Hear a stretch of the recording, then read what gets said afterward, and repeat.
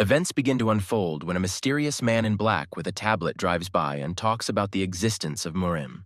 The driver, perplexed, asks if it wouldn't be better to consider this just a legend. The man assures that among us there are people with unusual strength, and this is reality. He adds that this makes them suffer, to which the driver remarks that he doesn't seem to like the promotion. The man explains that his predecessor died during a mission, and he wants a normal future, not this chaos.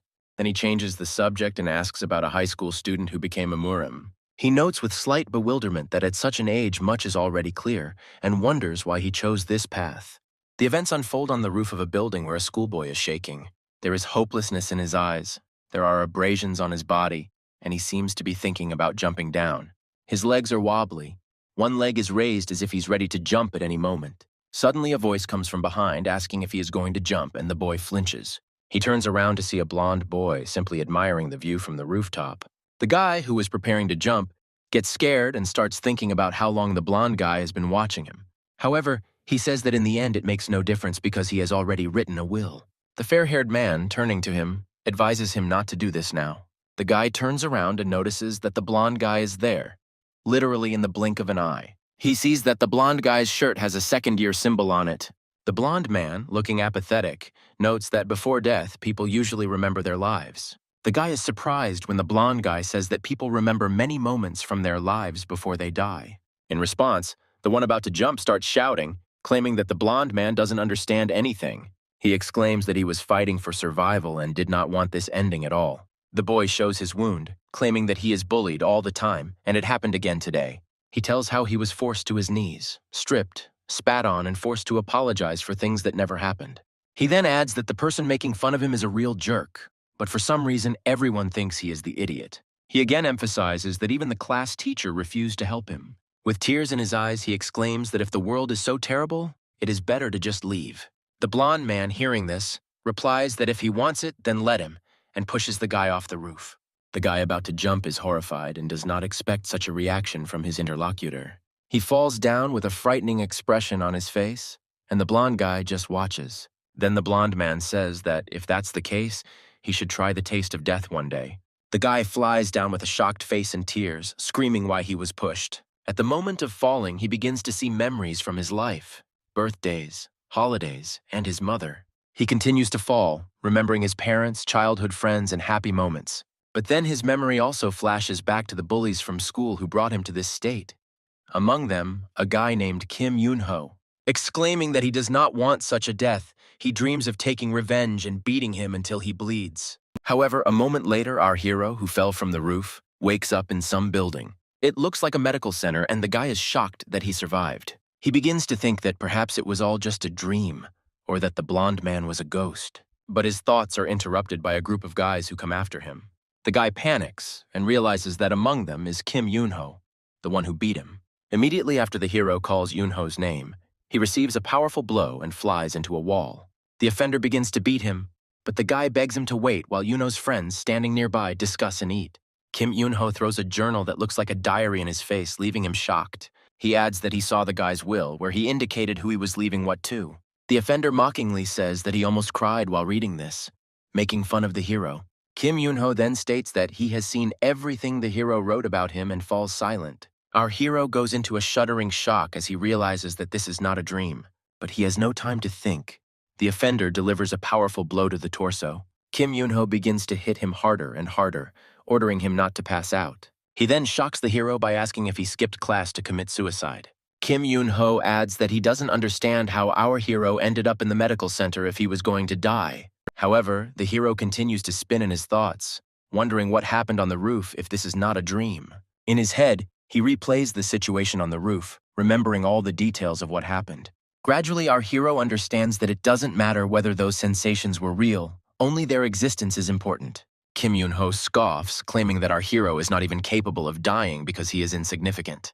Then the guy remembers that when he fell, he regretted his death, and now he needs to act radically. He decides to do something but only gets hit. His body does not obey. The offender again beats our hero, who in despair screams that he will not die and swings his fist. He declares that even if he dies, he will do so without regret, and punches his offender in the face. However, Kim Yoon-ho easily dodges and laughs with his friends, Noting that our hero decided to fight back for the first time, the offender kicks the guy, sending him flying into the wall, and screams that this jerk doesn't have a chance to respond. He asks in surprise how our hero dares to behave like this and try to fight back. Our hero rises to his feet and declares that he will not allow himself to be humiliated any longer and will fight to the end. These words only fuel Kim's desire to beat him even harder, demanding that the boy attack him faster. The hero decides that he is doing the right thing. If he is destined to die, it is better to die in battle than without a fight. Suddenly he hears a familiar voice, which says that he thought our hero was much weaker morally. This shocks him. He realizes that this is the same ghost that was with them on the roof. The blonde guy sitting on the fence says that it looks like our hero has nothing to worry about. However, our hero, in shock and with sweat on his forehead, realizes that it was not a dream. The offender's friends, standing nearby, are discussing, when suddenly a second-year student appears and starts telling something. Kim turns to the blonde man, telling him to go away and not interfere with the younger ones having fun. He then adds that perhaps it would be better to call Jin Ho-hyun, who is now the leader among the repeaters, and decide everything. The blonde guy jumps off the fence and says that since he is here, it is good. Then he adds that he will help our hero and looks at him. He approaches the guy, puts him in a fighting stance, and advises him to clench his fist. However, all this causes bewilderment and hostility in the offender Kim. A minute later, the fair-haired second year says that it will be better this way and suggests that our hero try to hit. The events cause Kim's company and himself to laugh and go wild with excitement at what is happening. The blonde assistant reassures our hero, claiming that one blow should be enough to deal with such guys. However, Kim is not going to just sit and watch. He attacks the hero with his fist and starts hitting him. The blonde guy reaches out and touches our hero's elbow, as if transferring strength to him. At this moment, small lightning bolts appear and the blow becomes much stronger. The offender receives a crushing blow to the face. A crushing blow to the face knocks Kim out cold, seemingly shattering him into pieces. Kim's friends, who were laughing earlier, suddenly change their expressions when they see their friend flying towards them from the impact. However, our hero is not happy. He is shocked by what happened and does not understand how this could happen. The offender's friends begin to get angry and threaten the hero, promising to avenge their friend, although they are scared. At this moment, the blonde guy from behind touches the hero's back with his fingers several times. After his touch, our hero's hands seem to move towards Kim's friends and begin to beat them. Our hero is in shock with snot and sweat on his face, not understanding what is happening. With great surprise, he looks at his opponents, Kim's friends who are lying unconscious. The blonde guy walks around them, saying that our hero turned out to be quite strong, since he dealt with them like that. He adds that with such skills, one should not be a target for attacks. With a cold face, the blonde man asks who our hero is with such powers. However, the guy is furious and shouts that it was the blonde guy who did all this and that he was the one who pushed him off the roof. But the blonde man only replies that our hero dealt with them himself, which only increases our hero's shock. Our hero starts yelling at the blonde guy, calling him an idiot for his antics. But with one movement of his hand, the blonde man puts the hero on the floor, stopping his actions. However, our hero continues, shouting questions about who this guy is, whether he is an alien or someone else. Looking at the nearest building, the blonde man replies that it doesn't matter. The main thing is that he helped our hero. To this, our hero only exclaims that now they will beat him even harder and there will be no help for him. He says that for these blows he will be beaten 10 times more. But the blonde man is not impressed.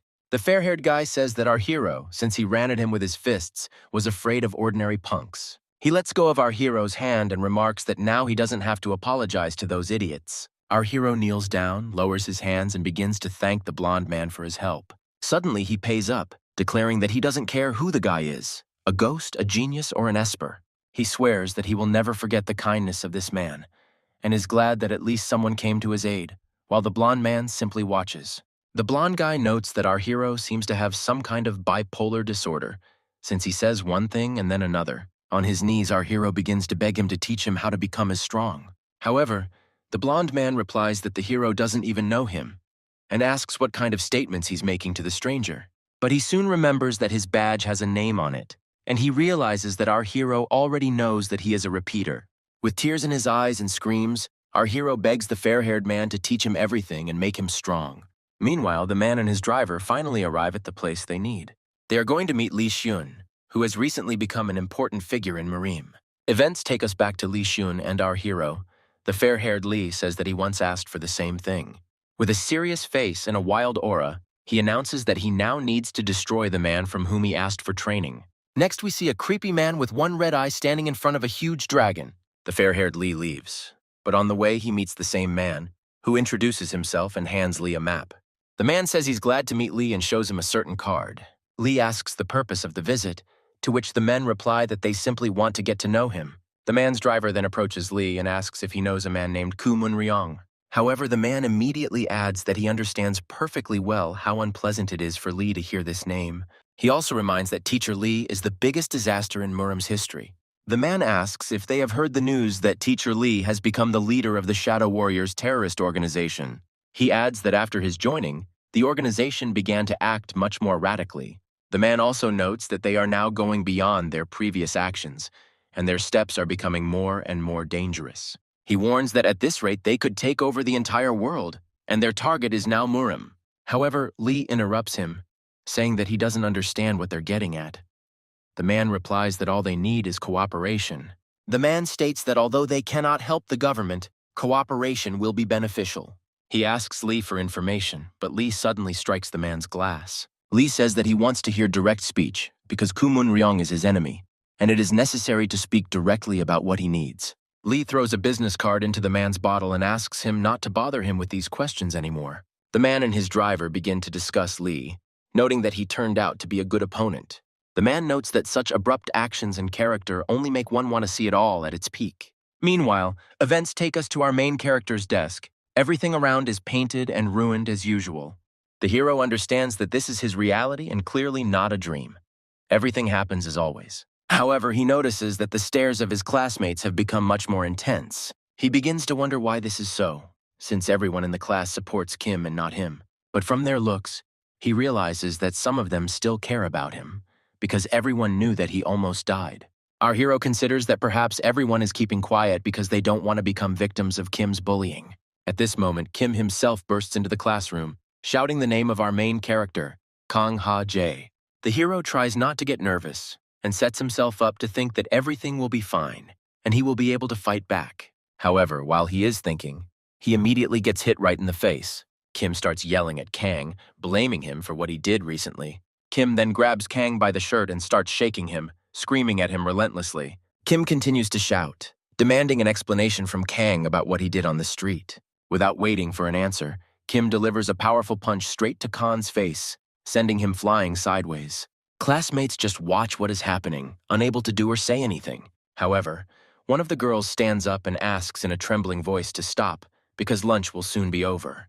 Kim actually stops and takes his hands off of Kang, who is lying bleeding with a broken face. With red eyes and wild anger, Kim looks at her classmate and asks if she really dared to stop him. Kim looks at her face and says that he took pity on her because she is the head girl, but she dared to do this. Kim Yoon-ho walks towards her with a bloody fist, claiming that she has forgotten who his father is, while his friend tries to stop him. He reminds her that his father is the best lawyer in the country, in case the headman has forgotten. Kim looks at her furiously and asks if she can imagine that she got into a little trouble at school. He looks at her and asks what will happen to her in that case, and sees that she is very worried. But when he had already come close to her, he heard a trembling voice from behind calling his name. It was our protagonist Kang who tells Kim to look at him. After all, he is the enemy, not her. Kang recalls how it all began and how he once stood up for a student. He realizes that because of that act, he ruined his life for many years to come. Kim, unable to contain her rage, grabs the desk and shouts that now they will play with Kang for real, since he wants it so much. However, when Kim is about to deal with Kang, he is informed that he has an urgent call. Jin-ho Hyun appears on the line, and after a few lines, Kim asks how Jin-ho knows Kang Ha-jae. However, after a few sentences, Kim starts shouting into the phone, repeating the question, "Why? Why? Why?" To which the voice on the phone only responds with a loud shout that if it says "don't touch," then there's no need to touch, and calls Kim a bastard. Kim's friends are confused as to what just happened and why he is now calling asking them to stop. Kang himself watches all this with shock, while Kim does not understand how Jin-ho knows Kang and demands that he be left alone. Kim starts pointing at Kang, telling him to wait a little while and assures him that that will be enough for him. He promises that he will meet with Jin-ho, find out everything, and return to teach Kang a lesson. Kang can't understand what happened and why Kim just left after the call. He remembers that Jin-ho Hyun is a famous repeater bully and wonders why he suddenly started defending him. Kang also remembers hearing the name on the street and suggests that it may be his personal influence.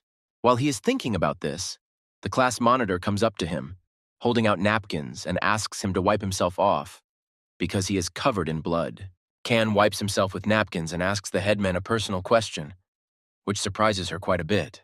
After some time, our hero enters a classroom and asks if Lee is there. People in the chat report that Lee is studying here and immediately ask what happened to Kang's face. Hearing this, Kang becomes happy and asks if he can see Lee. However, his classmates respond that Lee is not coming to class now, and even the class teacher does not know what is wrong with him.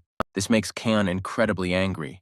He falls into despair and does not understand whether this guy is really an ordinary ghost. Meanwhile, several people sitting in the far corner of the classroom noticed Khan's dialogue and remembered it. Kang begins to wander down the hallway, thinking about everything that happened, and really considering the possibility that Lee is just a ghost. Kang tells himself that this simply can't be true, because he saw Lee with his own eyes. At this point, a huge man grabs Khan by the head and says that they have some interesting questions. The big guy leads Khan out of the school, assuring him that he shouldn't be afraid and will just tell him what he knows about Lee. However, their conversation is interrupted by the appearance of a girl who asks them to stop and talk. She looks at Khan and his badge, then asks what's going on here. This greatly confuses Kana, who is as shocked as the others, especially because of her question. However, the big guy asks the girl not to interfere and not to get involved in their affairs because these are their personal problems. She approaches them and asks what business such thugs could have with a beaten boy. The big guy replies that she has no brains at all, and the big guy's friends demand that she leave on good terms. She agrees to leave, but leaves the place and calls the police, reporting that there are several suspicious second years there. The big guy, indignant, exclaims what is happening and demands that the girl's phone be taken away immediately. The yellow-haired guy, a friend of the big guy, tries to attack her, but gets a powerful kick and crashes into the wall. Our protagonist watches what is happening with his mouth open, not believing his eyes.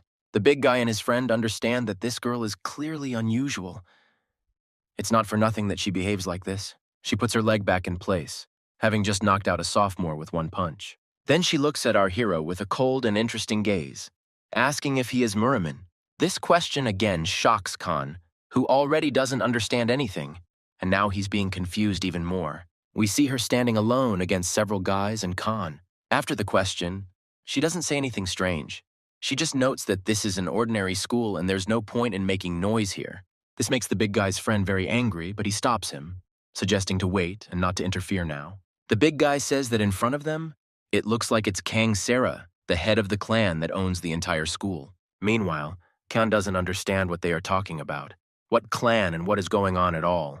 The girl, named Kang Sara, states that since everyone knows about it, there is no point in hiding it, and invites Kang to follow her. She says she wants to hear more about what happened than they are telling here. However, she notices something purple rushing towards her from the side and turns sharply to look. Not immediately realizing what it is, she bats it away with her handbag, her face cold. But then there is an explosion, blinding her and taking over the space around her, and all the students see it. Our hero, the beaten Khan, screams in shock that there was an explosion, and he has absolutely no idea what is happening. The big guy and his friends grab Khan by the head and run, taking him with them. However, the head of the Kang Sara clan spreads smoke to the sides and gently appears right out of it. She heads after the boys, declaring that they won't be able to escape with such a cheap trick. But at this moment, Kang Sara experiences a wild shock from what is happening. She feels something unusual. She notices that the smokescreen carries a scent of soul enchantment that knocks her off her feet, an intoxicant. With flushed cheeks, she watches as Khan and the boys who captured him run away. When the scent wears off, she calls and reports that several people have escaped and that Kang Ha-jae is being held captive. She adds that they used a dirty means to escape and concludes that things are getting serious. Then Kang Sara, looking at the school, says that they need to completely search it and the surrounding area and gather a group of people. Events take us to a strange place where a group of guys are discussing what happened. The leader among them, a big guy, claims that they need to get information from Khan. They look at the beaten Khan and say it's time to listen to him, even though he looks really bad. The big guy adds that if Khan saw Lee, he should tell right now where and how it happened. Khan, looking at the big guy's friends, asks why he needs information about Lee. To this, the big guy furiously replies that Kanu doesn't need to know anything. He just needs to be told. However, our hero decides to stand his ground and says that if that is the case, He will not say anything. With a strange expression on his face, Kan adds that guys are only interested in what benefits them. He offers to exchange information, but the big guy replies that he thought Kan didn't have the guts. After this phrase, a huge fist flies past Kan's face and crashes into the wall, breaking it and creating an explosive aura. With a very angry, beast-like face, the big guy states that he feels like Kanu wants to go to the other world. Kan replies that they will not hear anything from him and does not intend to die so easily. One of the big guy's friends asks him how long he will stand, because time is running out. The guy approaches Kang and asks what exactly he wants to know about Lee. Looking at them, Kang replies that he would like to know why they are pursuing Lee in the first place. The guy replies that the Sunu clan was sealed, but now the clan leader has taken action and they are looking for Lee. On Kan's face, one can read only bewilderment and rejection of what he just heard. He starts asking what kind of clan Sunu is and so on, to which the third guy points out that he is just an ordinary citizen and that he is talking about Kane. The guy then explains that Lee is a very important figure in Murim, so they are looking for him. Although Kan begins to understand more, he still asks what Murim is. The big guy angrily replies that they are not in class and that Kan has had enough of his questions. The boy explains that Murim is a society with different values, but Kan does not understand what these values are. This finally pisses the big guy off. He asks his friend to move over and goes straight to Kan. He grabs Kan by the shoulder and says that it is his turn now and demands that he tell him all the information he knows. With a very angry face and a gloomy aura, the big guy asks Kang where Lee Xiun is now. However, our hero begins to get very worried and tries to mumble something. But right at that moment, Lee himself appears behind the big guy and asks why they are looking for him. Such a sudden appearance confuses absolutely everyone, including the big guy who is in shock from what is happening.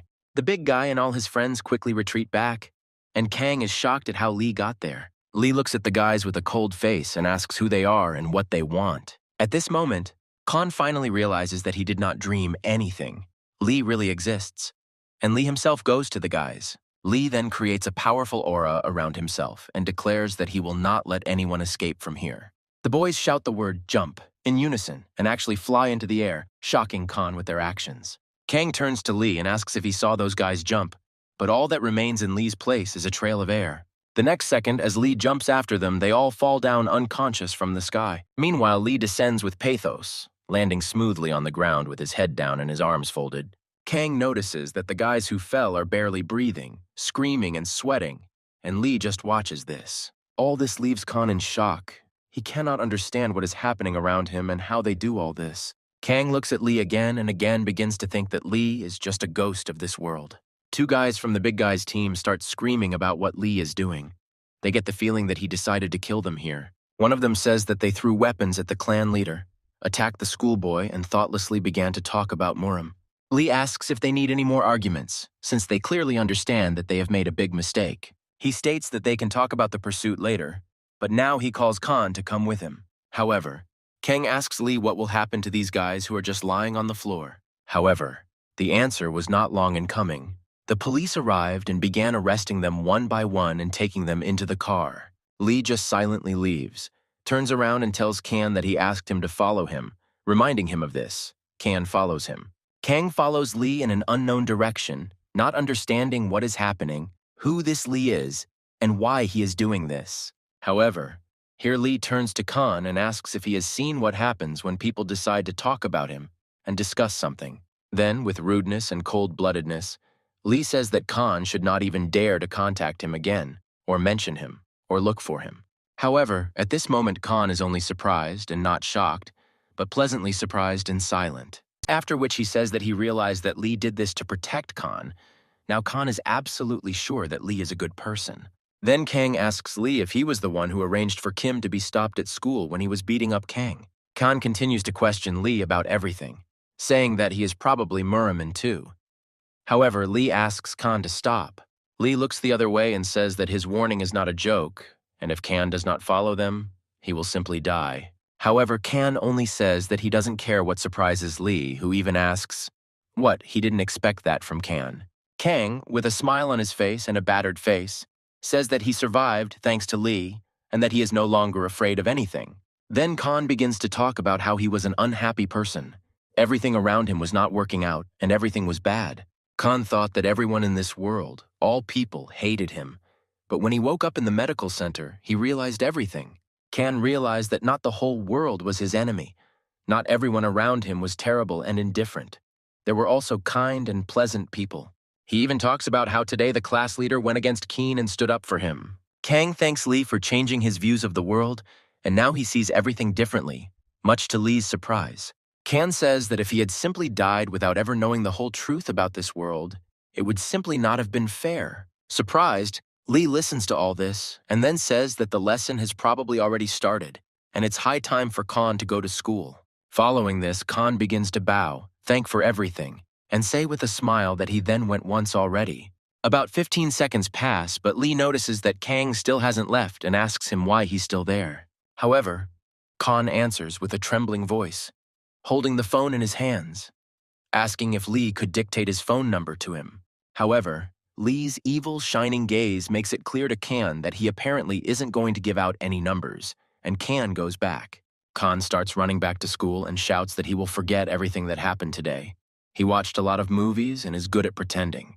However, as soon as Khan leaves, the same girl who was introduced as the head of the clan appears behind Lee. She approaches Lee. He calls her Sarah Nuna and asks how she is. She says that everything is fine, just a little paralyzed for a while.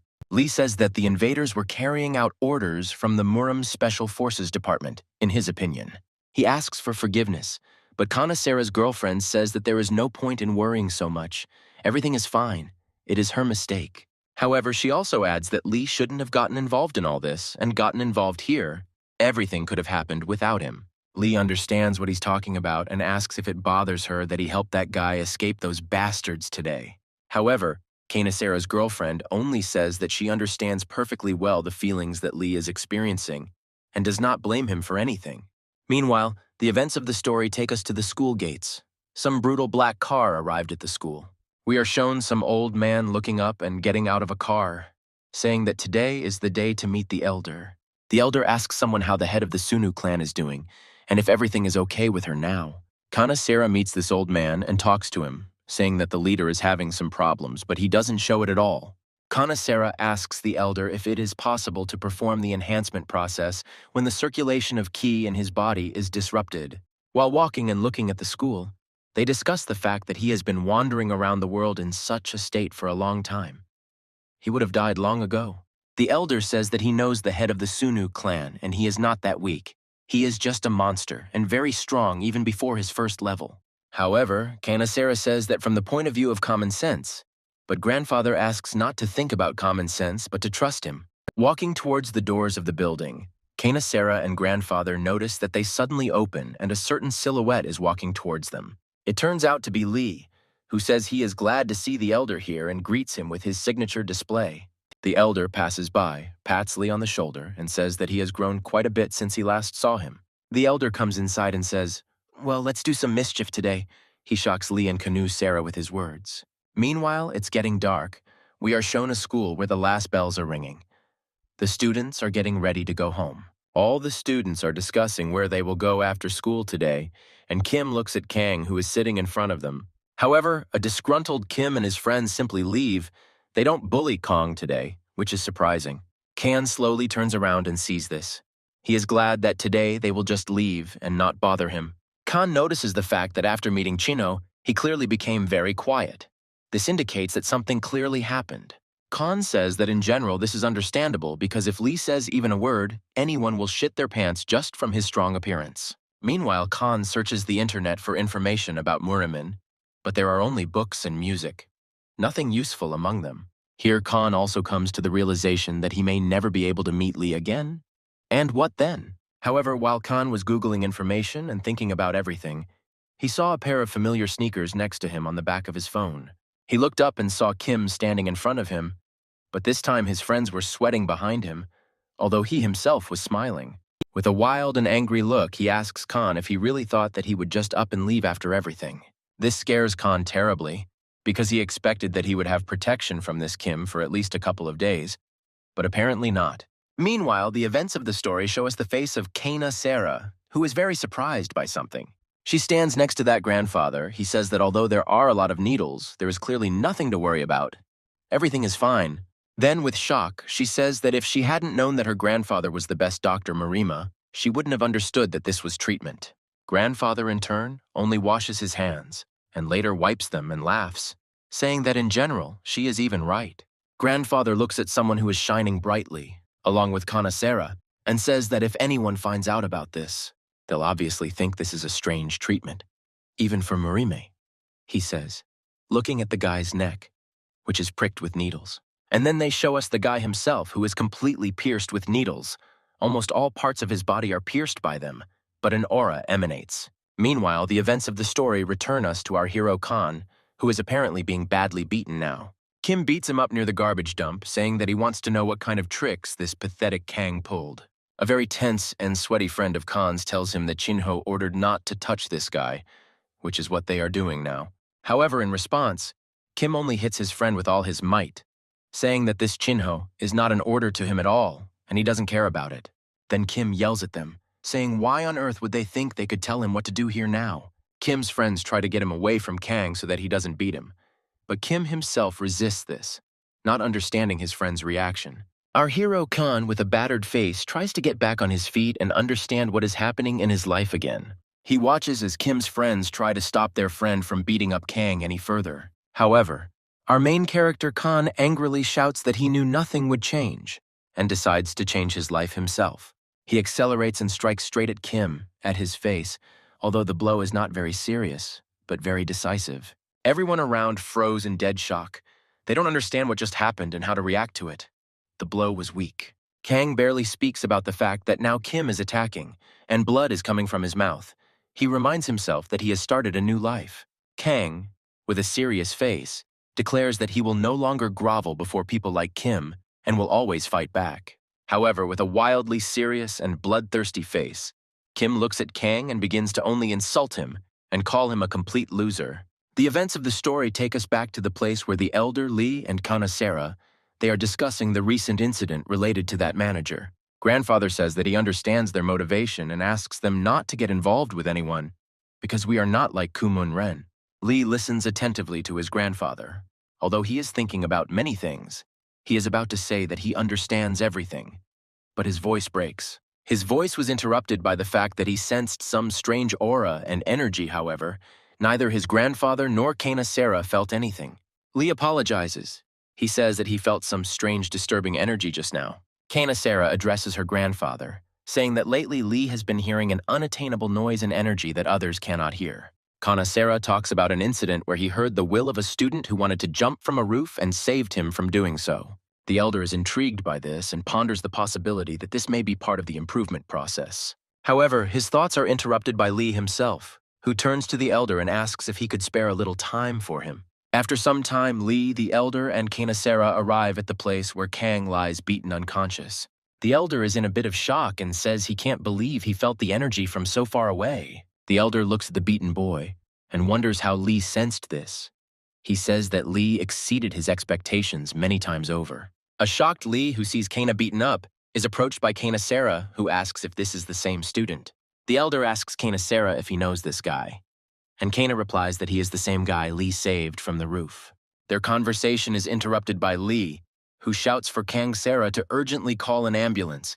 Since Kang is now in critical condition, she grabs the phone and says she understands, but the elder interrupts and asks everyone to move out of his way. Sweet Kanasera starts calling an ambulance, while the elder sits next to the guy and does something. Kanasera turns back to tell Lee how long it will take for the ambulance to arrive, but her words are cut off. Her words are interrupted by the fact that she sees Lee's very worried face, the first time she's seen him like this. She looks at all this with a cold gaze and remains silent, understanding what is happening now. She understands that Lee has become attached to him. Kana turns to Lee and says that this happened between ordinary people. They called an ambulance, they can leave. Kana says that she and this guy met for the first time today, they can go already, but Lee says that he sees his condition. Then Lee adds with concern that if he is left here like this now, he will definitely die in that case. Lee says that he will not pass by deliberately, but Kanasera says that it is none of their business. Murim should not interfere. However, their dialogue is abruptly interrupted by the voice of the practically dead Khan. He calls out the name Lee, trying to pronounce it.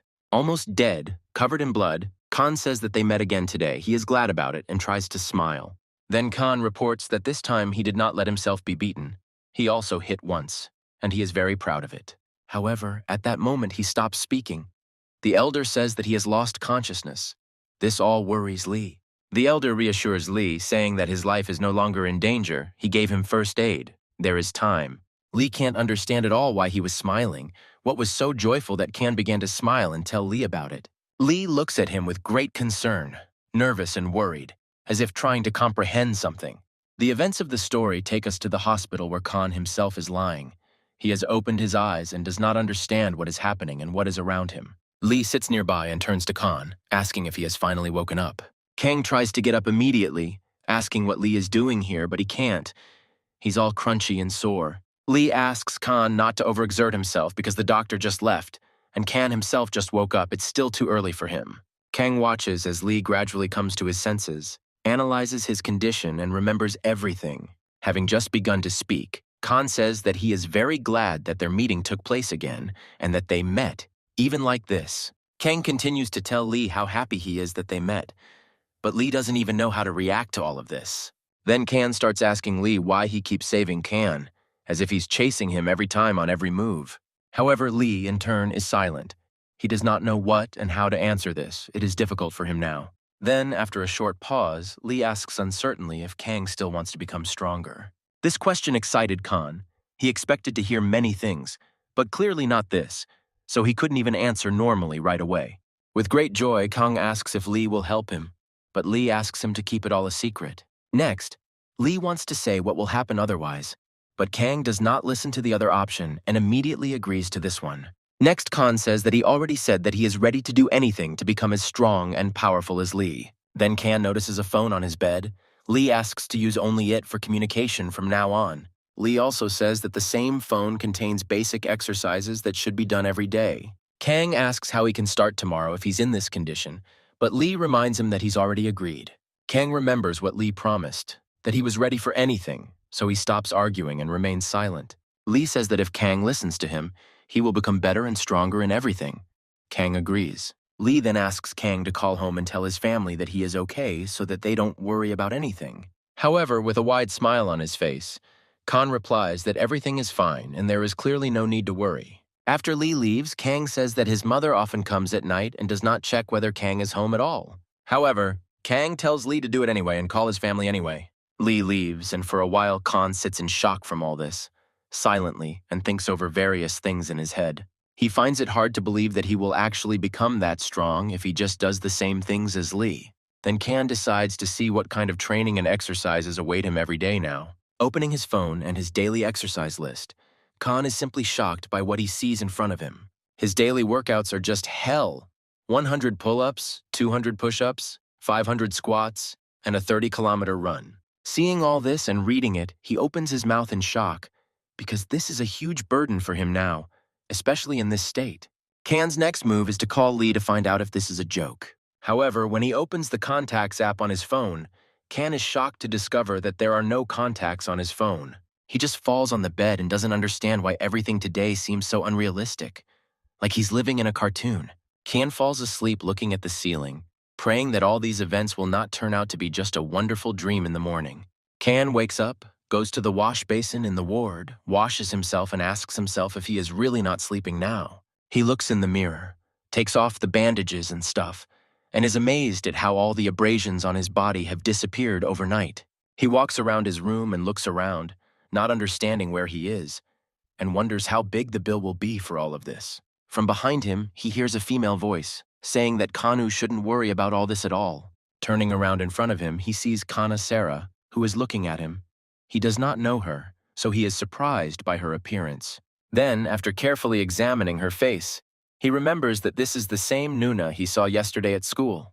Kana Sarah in turn tied Kana by the chin and lifted it up, which began to surprise Kana very much. She looks at his face and says that the elder's skill is immediately visible even to the naked eye. Kan asks her again what she's talking about, but she says it is not important and suggests discussing some details. She says she heard about him being bullied at school and promises to resolve it right here and now. She says that they will appoint a special teacher who will monitor everything, and Kan will receive a scholarship and asks how he likes the conditions. He tells her that he doesn't need all this, which causes her rejection and even a little shock at his words. He says that in exchange, she will ask Khan not to cross paths with Lee again in that case. She was surprised at how quick-witted and understanding Lee was. He immediately figured out what was going on, and he made her remain silent. Then Kang says that he doesn't know what the reason is, but Kong Sarah clearly wants them to not see Lee anymore. Then she says that he is quite smart, puts down her bag and takes a strange stance. This causes Khan to be confused and shocked. Her hands move sharply and very quickly towards him. Within a second, Khan was in midair. She grabbed him and simply flipped him over in the air above her. She then threw him onto the bed and pinned him down with one foot in the chest and neck area. Then, with a large and cold-blooded look, she asks Khan how he likes this action on her part. She sits on him and chokes him a little, which clearly does not inspire confidence or a desire to cooperate. However, at some point, she begins to hear from Khan only laughter and attempts to laugh again, which drives her crazy. He says that given the method she uses, he is even less willing to agree to all of this. She then hits him and chokes him even harder, saying that Khan is mistaken if he perceives all this as a joke. She then starts yelling at him, saying that in 35 seconds, Khan will die right here. Squeezing the last of his strength out of himself, he says that she can do whatever she wants. Then he adds with a shout, saying that if it weren't for Lee, he would have been dead a long time ago. So death clearly doesn't frighten him. Finally, he shouts that he will never live under pressure from other people in this life again. This causes misunderstanding in Kong Sarah and sweat on her face. She releases him from her hands and allows him to breathe normally. She sits down on the other side of the bed and says that everything is clear to her, and Khan himself tries to catch his breath after everything. She says that she now understands Lee's experiences and feelings, but this shocks Kong. She takes out some beautiful box from her bag and holds it out to Kanu with her hands, and he asks what is in it. Kong Sarah says that there are food supplements for Kana, as well as a pass to the nearest fitness center in his house. He thanks her for what she gave him, but he has a question about how she knows where he lives and that she found a fitness center. She says that Lee Kang understands that Lee is a very important person in their world, very, very important, which shocks Kang. He asks her if by our world she means Murim, or if she means something completely different. Then, without answering the question, she adds that if Lee gets into danger because of Khan, he won't get off with simple threats. This whole dialogue only scares Khan. He leaves the hospital realizing that although she is very beautiful, she is a rather creepy person. Then Khan decides not to focus his attention on her and this whole situation, but to get down to business and picks up the phone. Our hero Khan begins to look at the list of exercises he needs to do soon. He's afraid to imagine how hard it will be, but his thoughts are interrupted by Lee's call on this phone. Lee immediately comes in with a question, asking if Kang has already left the hospital. He says that he has just been discharged. Next, Lee tells him to walk, do the exercises, and write down how many he managed to do. Kang says he can only do one pull-up, but here he can do 100, but Lee simply asks him to repeat his one pull-up 100 times. Lee is in some library and continues to explain to Khan on the phone what exercises he should do and how. Kang walks around the city. They discuss food deliveries. Lee asks him to use them every time after finishing training. Lee tells Khan that he has 2 weeks to learn how to do it all in one day, but Khan asks what happens if he can't. Lee says that then this will be the end of Kong and Lee's acquaintance, which simply shocks Kong to the point of horror. They talked, and a shocked Khan walked through the city, wondering how he could do all this in one day. Khan decides to try the fitness center first, which Sarah gave Khan access to, but something shocks him quite a bit. In front of him was an old, cramped gym with bad windows in the middle of some building, which surprised Khan quite a bit. Khan goes up into the hall, and in front of him, there are many different bodybuilders who are clearly experienced and have been training here for more than one day. The atmosphere in the hall greatly surprises Khan, because he expected a modern gym, but here it is a basement for experienced bodybuilders. Khan is quite shy. He decides to find a secret, secluded place where he will train alone, away from everyone, so as not to disturb anyone. However, he is not very successful in this, because he immediately attracts the attention of all the local men who look at him. Some time passes. Our hero Khan trains and already does 70 push-ups from the floor, and many are watching him. Not having finished the 70th time, Khan falls to the floor and says that he simply can't do it anymore, being covered in sweat. A large, muscular man comes up to Khan and says that Khan has been doing push-ups for over an hour now. Is this really his first time here? Khan is back on track with the desire to continue what he started, because today he has to do 200 push-ups. The muscular man looks at him in surprise and tells Khan not to overdo it, because his muscles will hurt tomorrow. Khan thanks him for the advice, but adds that his teacher ordered him to do it 200 times today. The jock is shocked by how weird Khan's trainer is, but another guy in the gym asks him to stop pestering the guy. Another guy in the audience says that there is no point in pestering the kid. Tomorrow he will understand his mistake. And that's all. Some time passes, Khan returns home and, tired, simply falls onto his bed, abandoning everything else. Khan looks at his phone and says that he tried very hard but didn't even do half of it. This will disappoint him. Khan continues to look at his phone and his list of tasks, and understands that it's better to give up. It's unrealistic in half a month. However, right at the moment of these thoughts, Khan receives a message on his phone, most likely from Lee, which surprises Khan greatly. Lee asks how Kang's training was. Kang remembers that he promised Lee to write when he finished and is about to answer. Kang explains everything to Lee, and he understands that for the first day this is even very good, and then remembers about the nutritional supplements from Kang Sarah. He looks at the things in the box that Kana gave him. They look a little impressive even. Kana hasn't seen such things before. He decides to sniff it and smells some Chinese medicine and wonders if everything will be okay with him after this. However, Khan remembers that Lee himself told him to take them, which means there is nothing scary in them, so he decides to eat them. Khan swallows one of these pills and is immediately captivated by an unusual feeling and an aura of some new power. He immediately feels that as soon as he takes the pill, it immediately melts in his mouth, which is very unusual for pills. Khan remembers that it is already late, and it would be good to go wash up before going to bed and then go to bed. However, at the moment when he tries to get up, he seems to be stopped and burdened by some feeling unknown to him. Khan begins to experience a strange sensation, as if he's falling backwards, losing consciousness. His brain seems to be switching off every second. A moment after this, Khan simply falls onto the bed, not understanding what just happened to him, and passes out. At times he comes to his senses, but he is very hot. He mumbles that he still needs to take a shower. Some time passes. Khan jumps up from the bed and suddenly begins to look around, as if searching for something. Then he sees the morning outside the window, and then looks at the clock, the hand on which already points to 10 o'clock in the morning. The shocked Khan doesn't understand how he managed to sleep for so long, and what it was all about, after which he decides to go to the shower. While undressing in the shower, Khan notices himself in the mirror and looks at himself closely, looking at himself in great surprise. He starts to tense his muscles and says that it seems to him that they have become bigger, but perhaps it is just his imagination. However, he then goes under the shower and the water pressure, saying that this cannot be. What kind of muscles can be in one day? Some more time passes, and the events of the story return us to the gym where Khan is now training. And here is a new training day, already at the limit. He does 73 push-ups and still stays afloat. The guys in the hall look at Khan in shock, who seem to have left quite late yesterday, and today he has already returned so early and is training again. However, they are even more amazed by the fact that Khan has no pain after yesterday's strength training, which was not easy for him at all. However, while they were discussing this, Khan managed to fall to the ground completely without strength. They decided that the consequences would probably be felt tomorrow. A couple more days pass, the city of Kana greets us. It's morning and his familiar gym where he's training again. Those same guys watch Khan training again and are shocked at how well he can do it and why his whole body doesn't hurt. After some time, they discuss that 2 weeks have already passed, and it is strange that he is still training so hard and so well. They also notice that Khan's muscles have grown greatly and that he is now even stronger than he was recently. Half a month passes.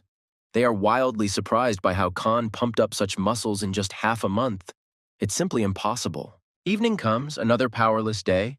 Khan is already just lying on the floor in the gym, but his body has clearly become much stronger than before. And then suddenly Khan shouts to the whole gym that he finally managed to do what he wanted for so long. He reached the norm.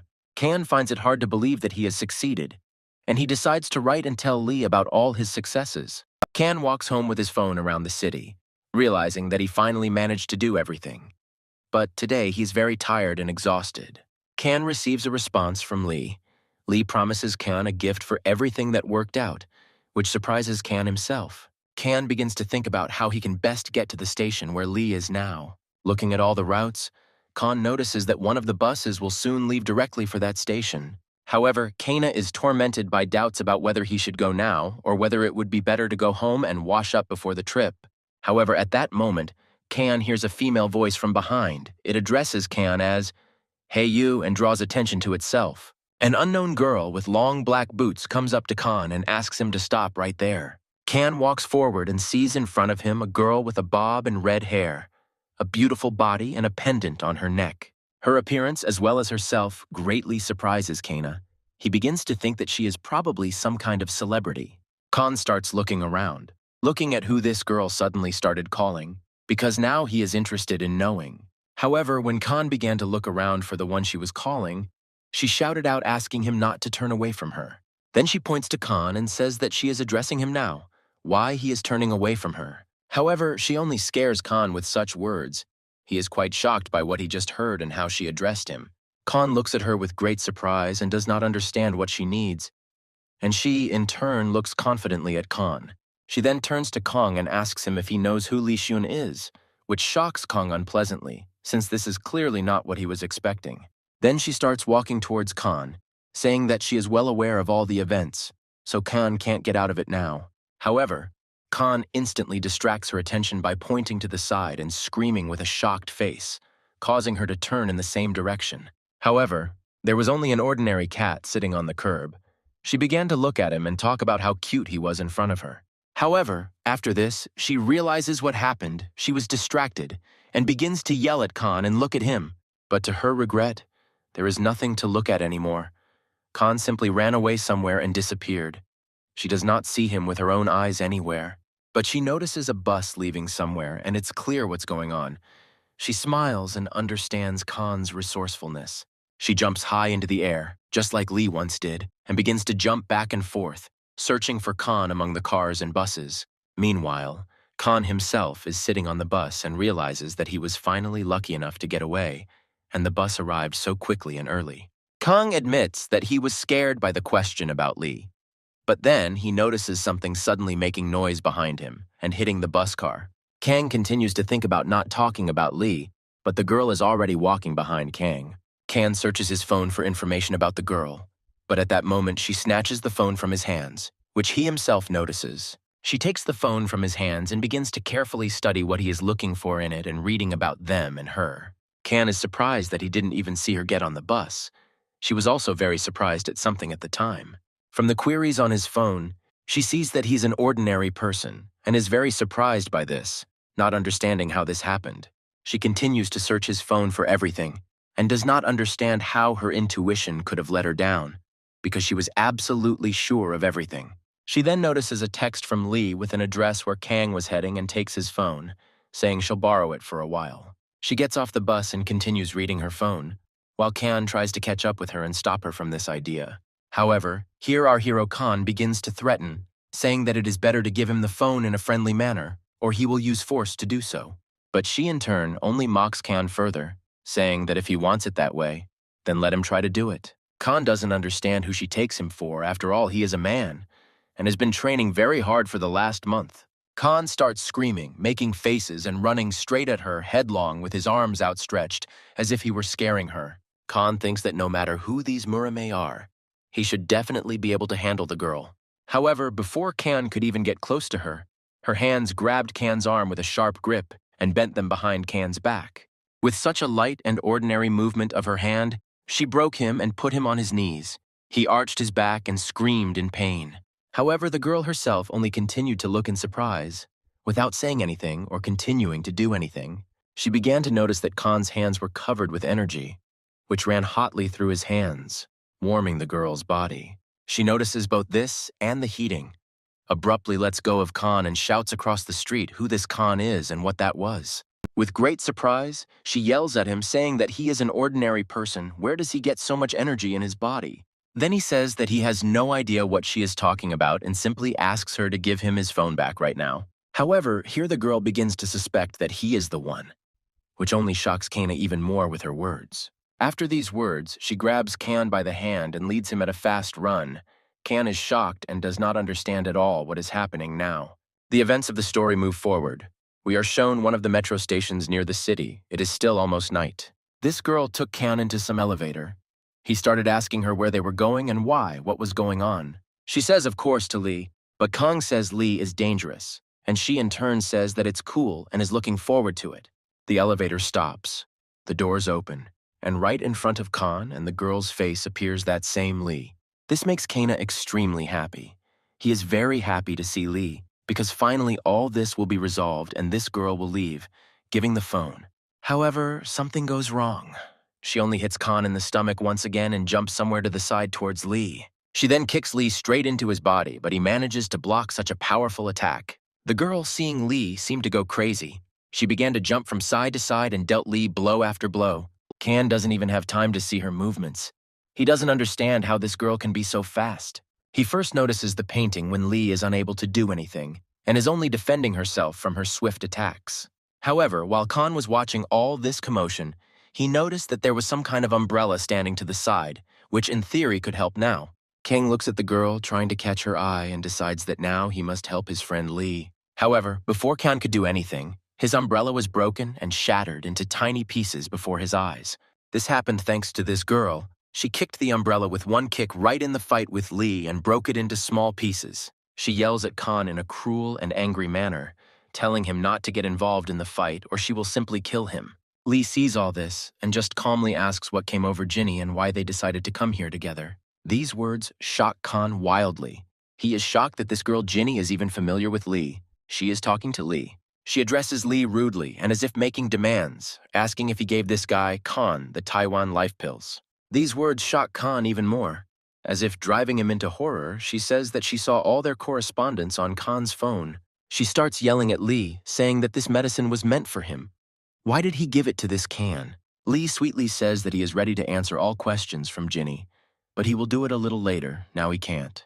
Lee then adds that his guest Kan is now very uncomfortable with everything that happened, and that is bad. Ginny turns away angrily and says that okay, so be it. She agrees to talk a little later. Ginny is about to leave, but Kan stops her, awkwardly telling her to please give him his phone. Ginny is still angry, so she just takes Kan's phone and throws it right at him, almost killing Kan himself. Kan is shocked by her and doesn't understand that he didn't warn her before throwing her because she almost killed him with that phone. Ginny leaves, and Lee asks Kan if he was surprised by the sudden commotion that Ginny threw at him in the middle of the day. Kan is not sure.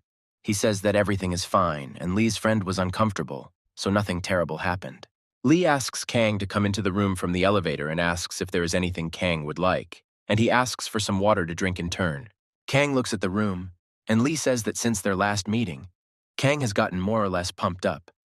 Kang says that he was just doing Lee's assignments. Kan sits down in a chair and is about to pour himself some water, however. Something seems to be bothering him, but it is difficult for him to say it. Kang raises his head and abruptly asks Lee who the Murimen are, a question that shocks Lee. Kang begins to say that he realized that these are unusual people, and says that both Lee and Kang Sera seem to be like that. However, Lee only looks at Kan with a depressed look, and says that ordinary people are forbidden from revealing information about Murimen. However, Kan immediately begins to contradict Lee's words, saying that if there is such a ban, then why does Lee help Kan? Kan says that he already owes Lee so much. Why is he taking such a risk? Ginny, who is standing behind the door, listens to all this. Kan tells Lee why he should fight with his friend Ginny because of Kan. Ginny hears these words and is surprised by them. Kan continues by saying that he doesn't intend to put Lee in such a difficult position in his life. Then Kan says that if such help is harmful to Lee, then he should stop helping Kan. It is better for him. Lee listens attentively to all this, but it feels like he is overwhelmed by all this. He just remains silent, looking down, not knowing what to do. Following this, Lee squeezes the glass and tells Kan that Murim is a world where people have different values. Lee explains that in the world of Murim, everyone hides their face and is required to follow the rules impeccably. Then Kan asks why they need to hide it. Lee replies that ordinary people will not accept the Murim rules. Lee looks at the glass and talks about whether Kang can believe in a society that can justify murder and violence against people. Lee clenches his fist and says what the Murim are like. He is clearly uncomfortable and does not want to tell everyone about it. Lee says that violence is not frowned upon in this society, and therefore ordinary people should clearly not be interested in or interfere with Murim.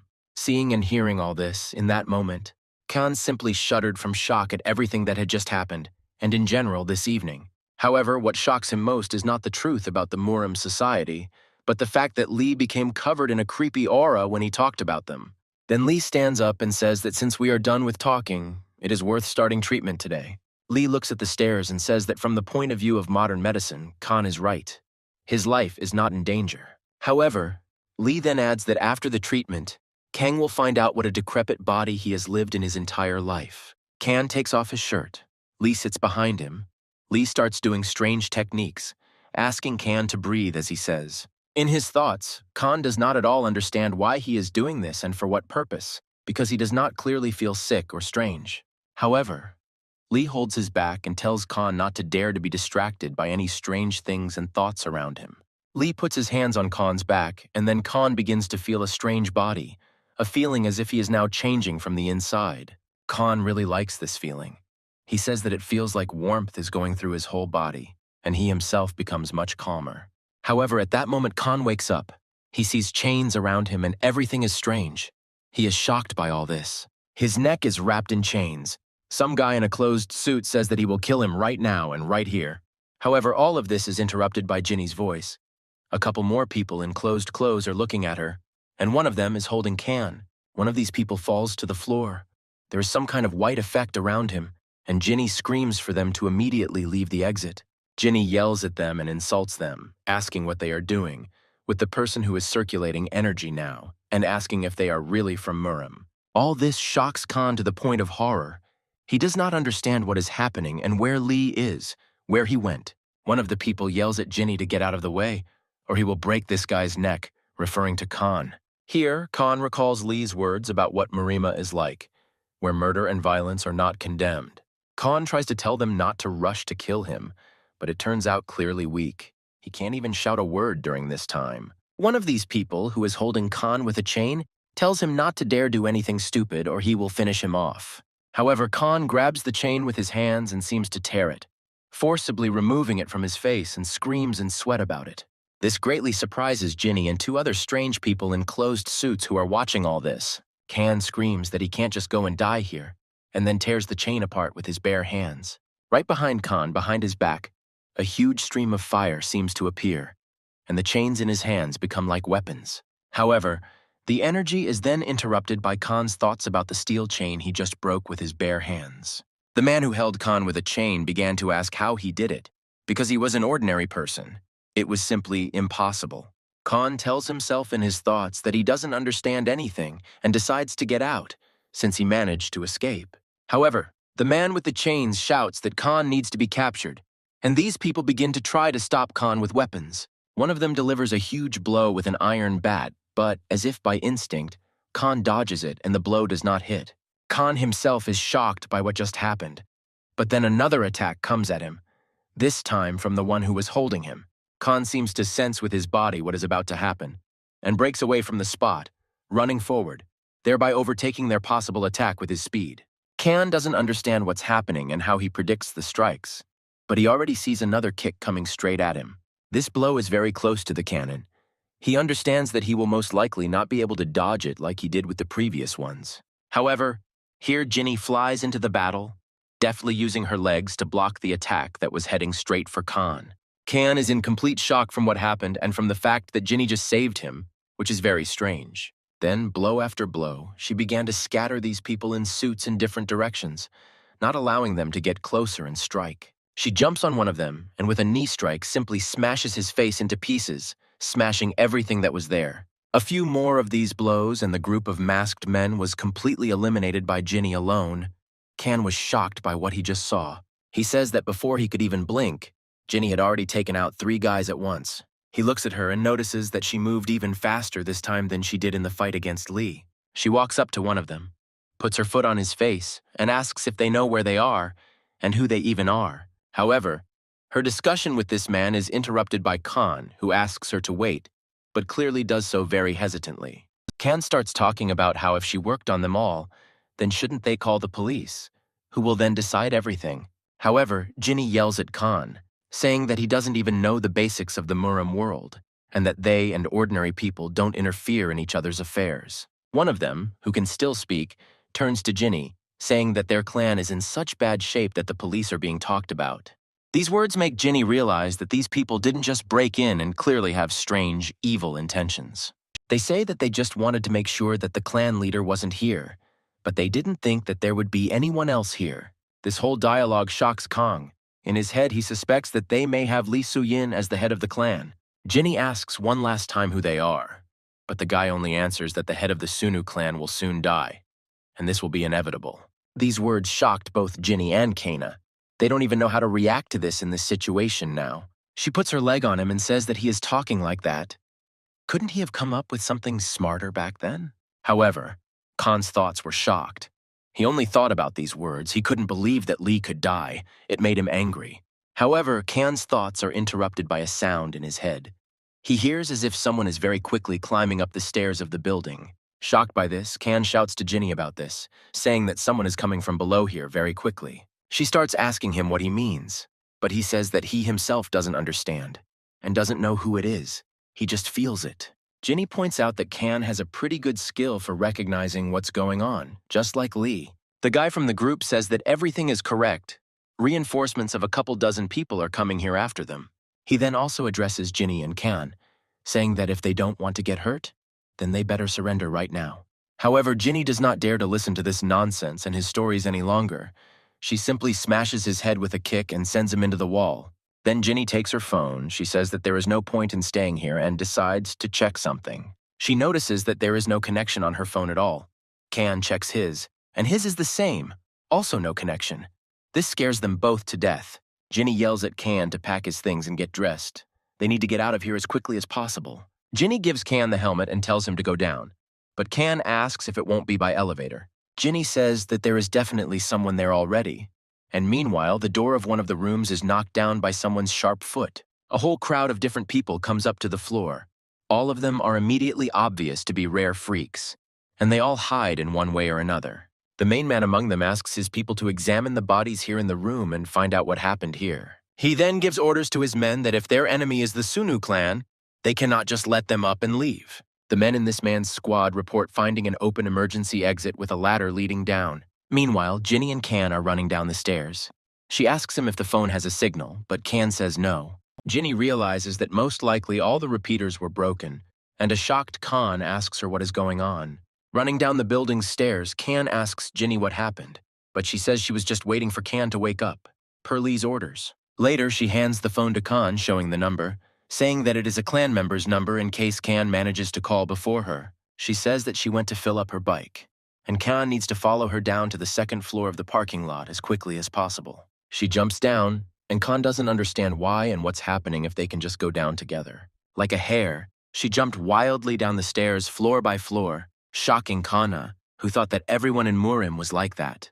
Khan walks and realizes that something has changed since he woke up, because it wasn't just like that he was able to break the chain with his hands. Then he looks down at the stairs and wonders if he can do the same as she did. However, he only hears a scream from Jinny below. She asks what he is doing there. It is time for them to leave already. Khan shouts back to her that he is already running and goes down further at the usual pace like a human. Some time passes. Khan successfully goes down the stairs, however. Even after going down normally, he gets very tired. Khan opens the door to the parking lot, comes out and says with a smile that he apologizes for being late. But there is a problem. Opening the door, Khan watches the scene of Jinny beating everyone around her with just her strength. A crowd of guys trying to grab her. Khan sees that Jinny is surrounded. He is shocked by this and does not know what to do now. Sweat is running down his face. However, he tries to convince himself that everything is still more or less normal because Jinny is able to fight back. After a couple of minutes, she beats off the first part of the group of these guys and just stands there, as if she had just drunk coffee. Another group runs straight towards her, but she just looks at them and says that maybe that's enough. It's useless. She screams at them, asking if they really want to just die now since they are afraid of Jinny. Jinny is about to launch a counterattack on them, however. Something suddenly stops her. She looks scared. A huge knife suddenly appears right next to Jinny's neck, and she is shocked because she didn't notice how it was planted. A scary, ugly guy with a chain in his nose appears in front of her and asks her to repeat what she just said. He is many times bigger than Jinny and stands right above her, holding a knife to her neck, which has paralyzed her, mentally for sure. All this scares Khan to the point of horror. He doesn't know what he should do now, and all he sees is the death flag of his enemies. Khan begins to think about what actions he should take. He realizes that Murima is against him, and it will be very difficult. Khan thinks that perhaps he should try to escape from here, but he hears that people are already running down the stairs. Kan is confused. He does not understand what he should do in such a difficult situation, but he sees a hydrant near him. The same group of people who searched the room are heading down to Kanu, but at that moment, their attention is distracted by a sharp ringing sound. This group is scared. They don't understand where the ringing is coming from, but the ringing itself is similar to a fire alarm. It scares them. The same man who is holding Ginny with a huge knife orders his men to go and find out what is going on. At this moment, Ginny herself more or less calmly observes the whole situation around her and tries to understand what is happening. However, the man who is holding her tells her to dare to do nothing, which distracts her thoughts. But right after that, he also adds that he is also acting against his will, so there is an option for Ginny to help him. Meanwhile, a squad of people in suits are running around the parking lot, trying to find the source of the alarm. Meanwhile, our hero Khan is hiding behind cars, trying to break through little by little and get to Ginny. However, Kana is tormented by doubts about why he is helping and doing all this, if he could have simply run away a long time ago. However, in his head, he also remembers that no matter what, Ginny is very strong now. He remembers Ginny's power and realizes that if he can distract the man with the knife in his hand, then everything might be fine. Khan suddenly runs out from behind the cars, screaming and about to throw his motorcycle helmet right at the man. However, the man himself notices this. He is even a little surprised, because Khan behaves so uncertainly and cannot decide to throw. He sees Khan perfectly well and decides to ask who Khan is and what he is doing here, and why he is swinging. This question frightens Khan, because he was found out even before his grand plan against this man was carried out. The group of people in suits that had left earlier began to return after Khan was discovered. However, Khan decides to do something wild, and says that whatever happens, he will take the risk because he has changed his life. Khan throws the helmet with all his might right into the face of the guy with the knife holding Ginny. He laughs, saying that he can easily dodge something like that. However, this does not happen, and the helmet flies at great speed straight into his face, breaking his face and knocking out the guy himself. Everyone around is in wild shock from what is happening. They could not have expected such an outcome of events, and that Khan would knock out that guy. And Khan himself didn't expect anything like this. But now he watches as this guy is sent flying by one of his throws. Seeing all this, Khan is scared. He cannot understand what will happen now, because after this, clearly no one here will forgive him. At that moment, the guy who was hit by the helmet finally stops. He manages to stay on his feet before falling, but he is badly injured. This guy starts looking at Khan and insulting him, and later says something about his internal energy, although it is not clear what. Khan begins to realize and understand that he did the same thing back in the apartment when he broke the steel chain with his bare hands. While everyone stands in shock, Ginny jumps on the motorcycle and shouts at Khan to immediately jump on her and ride away with her. Khan jumps onto the bind, but can't figure out what he should hold on to keep from flying back when they take off. Khan is embarrassed, and Ginny screams for him to immediately grab her by the belt. Khan hugs Ginny, and together they begin to drive away. One of the commanders among the people in suits points at them and shouts that they need to be stopped immediately. Meanwhile, Ginny and a confused Khan rush on a motorcycle straight through them, overcoming one after another. A couple of dozen seconds later, Khan and Ginny break free from their hands and fly out of the building on a motorcycle, rushing forward. Confused and agitated, Khan shouts at Ginny to drive slower, not so fast. This is Khan's fear speaking. Ginny says they are being followed by one of the 4 stars, who is subordinate to the one who was supposed to have a meeting with Lee today. Here, Khan realizes that the words about Lee possibly dying today are true, which is why Ginny is in such a hurry. After a couple of dozen seconds, Ginny stops abruptly in one of the parking lots, saying that that's enough. They won't be found. Ginny says that they need to wait a little. Now she will call Lee and find out where he is so she can come there. Meanwhile, in an unknown location, Lee actually receives a call from Ginny, who is now calling him from the parking lot. Lee apologizes to someone, saying that he needs to go answer a call from Ginny. However, another group of men enter the office, ask Lee for the leader, and ask him to pass them the phone. Lee begins to understand what is going on and does not pick up the phone for now, but the phone continues to ring for him. Meanwhile, in the parking lot, Ginny says that no one is answering the phone. Kan suggests calling someone from the clan and asking where Lee is. However, his idea immediately falls apart when Ginny tells him that no one in the clan knows about it. Ginny and Kan walk through the parking lot together. Ginny says that it looks like Lee has decided to go it alone. Ginny says that it would be better for Khan not to interfere in all this, and then advises him to take a taxi and go home already. However, this idea does not please Kan very much. He shouts to Ginny that he is quite capable of helping her and Lee now.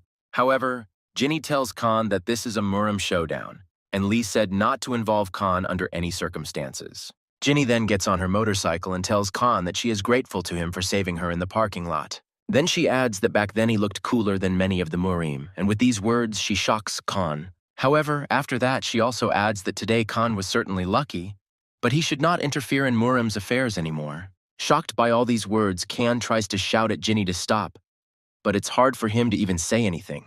However, Ginny does not wait for his answer and simply silently rides off on her motorcycle in an unknown direction. A shocked Kan looks at all this and says that in his opinion this is all a rather wrong decision. However, he then also adds that, on the other hand, he doesn't even know how he could help in such a situation. However, after a few seconds, Kan stops in shock. He sees that a group of all those people on bikes are heading towards Ginny. However, at that moment they stop, turn around and head straight towards Kan, shocking him even more. And then it dawns on Kan that this is apparently happening because of him. Now he understands that he has a huge cloud of problems now, and he cannot escape so easily, but he begins to run away. Their captain, that creepy guy, stops everyone and asks them to stand and wait for him here. He has business. Following this, with a creepy face, he says that it is not certain, but it seemed to him that out of the corner of his eye he saw that monster. Kan is hiding right in the alley where this guy is standing.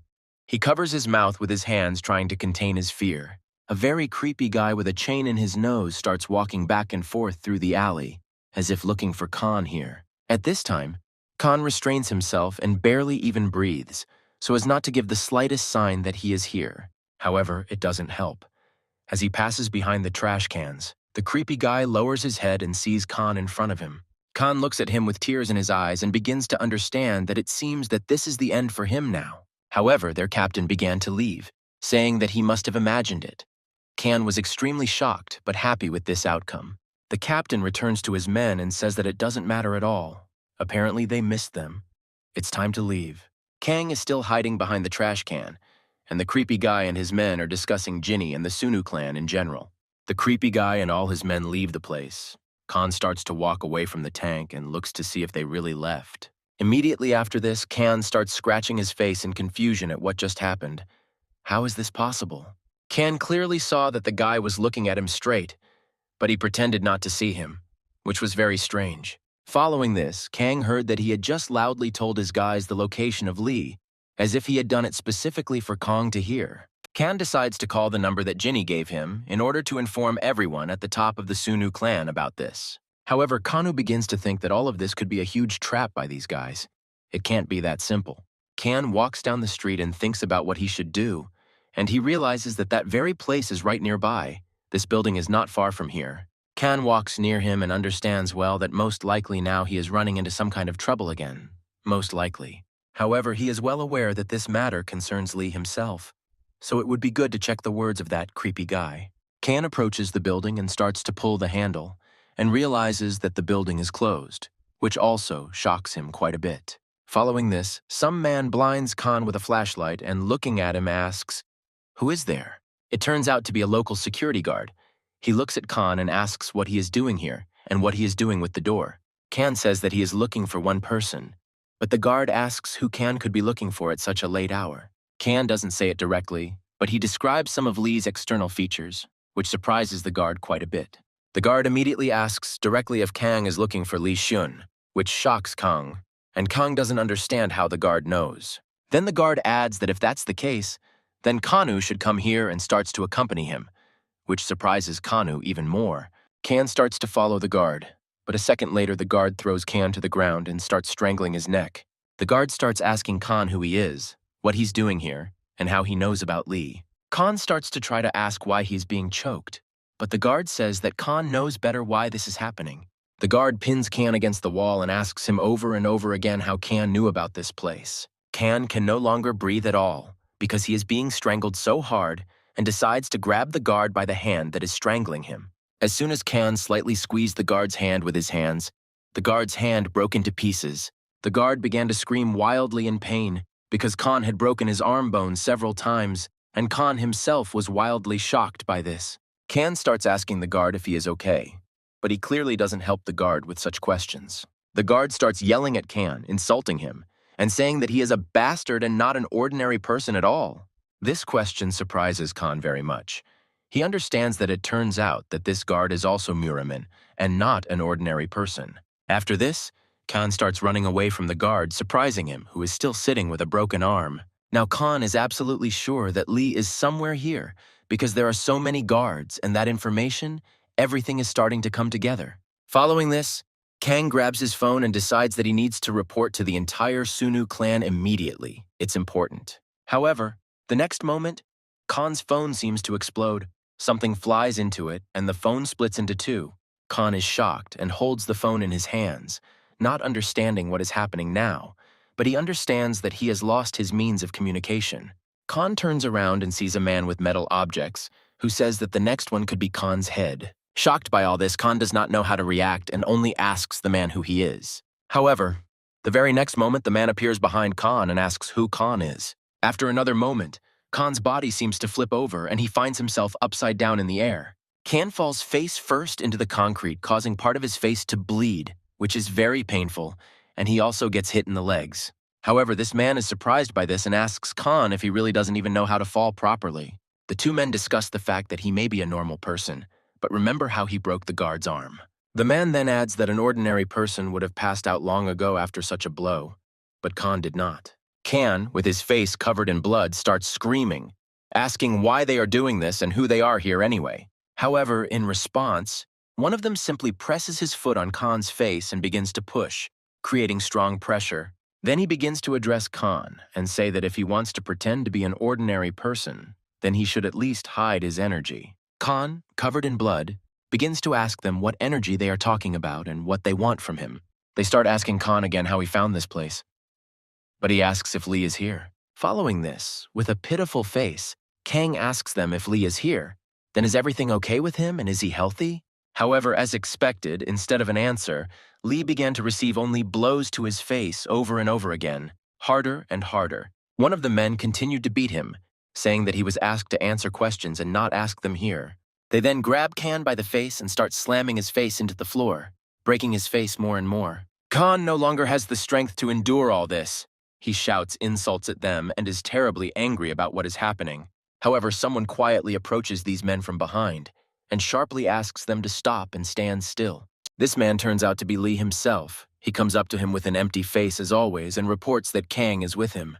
This turn of events surprises both Kan and the guards who smashed his face into the asphalt. Lee looks at Kang coolly and asks if he is okay and can move normally. However, Kang only sits with a broken face and looks at Lee, not answering, either from shock or surprise. Two men in black address Lee as Chief Sunwoo and ask why he is here when he should be at a meeting now. However, in response, Lee points to Kan and says that he would first like to know why his friend is in such a state. One of the men in black says that they were told that only the elder would be there. There was no word about this guy. However, Lee's response was to just get wildly angry, saying that they thought it was his fault that they just beat up his friend. Then Lee adds that, well, since he made a mistake, then no negotiations will take place. He then turns to Kan, who is sitting on the floor covered in blood, telling him to get up and suggests that he go from here. However, they are stopped by a guy in black. He says that this cannot be, because Lee himself made an appointment with the elder. He also adds in a shout that Lee himself called the elder here, and now he is going to just up and leave. However, in response to all his words, Lee only says that they are not afraid of the consequences for what they just did to his comrade. However, these guys in turn only say that Chief Sunwoo is very funny, holding back a smile. Next, one of the men says that he heard about Lee's toughness. However, at that moment, Kang hears a lot of footsteps getting closer and closer. Dozens of men in black appear from all sides, and he asks if Lee really considers himself equal to the elder. A terribly shocked Kan begins to question a terribly calm Lee about what is happening around them now. However, in turn, Lee, with a cold look, only says that nothing is impossible in this life. These guys start turning to Lee again and saying that enough is enough, asking him to return to the negotiating site right now. They threaten him that everything could end badly, but Lee says that he came here to negotiate and not to listen to threats addressed to him. Next, quite seriously and loudly, Lee says that if they run into a conflict, he will not shirk. Just as the fight was about to start, the elder of these guys appears from behind and walks towards them. An old, short, and bearded man, together with a tall and beautiful girl in glasses, are heading towards them. All these guys are shocked by what is happening. They start to cross their arms in a special sign and bow. And then everyone began to shout in one voice that they were greeting the elder and his majesty. Lee looks at all this, and the surprised Khan is covered in blood. He sees such a picture for the first time in his life. He then looks closely at the elder's face and realizes that this is the very man who was supposed to meet with Lee. In a rough voice, the elder addresses all these guys and asks them what all this means around them now. All the men in black began to talk as one, saying that the head of the Sunu clan, represented by Lee, began to talk about leaving the meeting. Khan is surprised by all this, because in appearance he is just an old, short uncle. What could be so dangerous about him? The elder then looks straight at Khan and asks his men who the guy next to Lee is. They say that Khan is his friend. However, the elder says that it is strange because Khan is emitting Muriman's energy, but it seems that he is a simple boy. Then the elder says that it is strange that the power of Muriman, which should be strictly guarded, has leaked to ordinary people. How did this happen?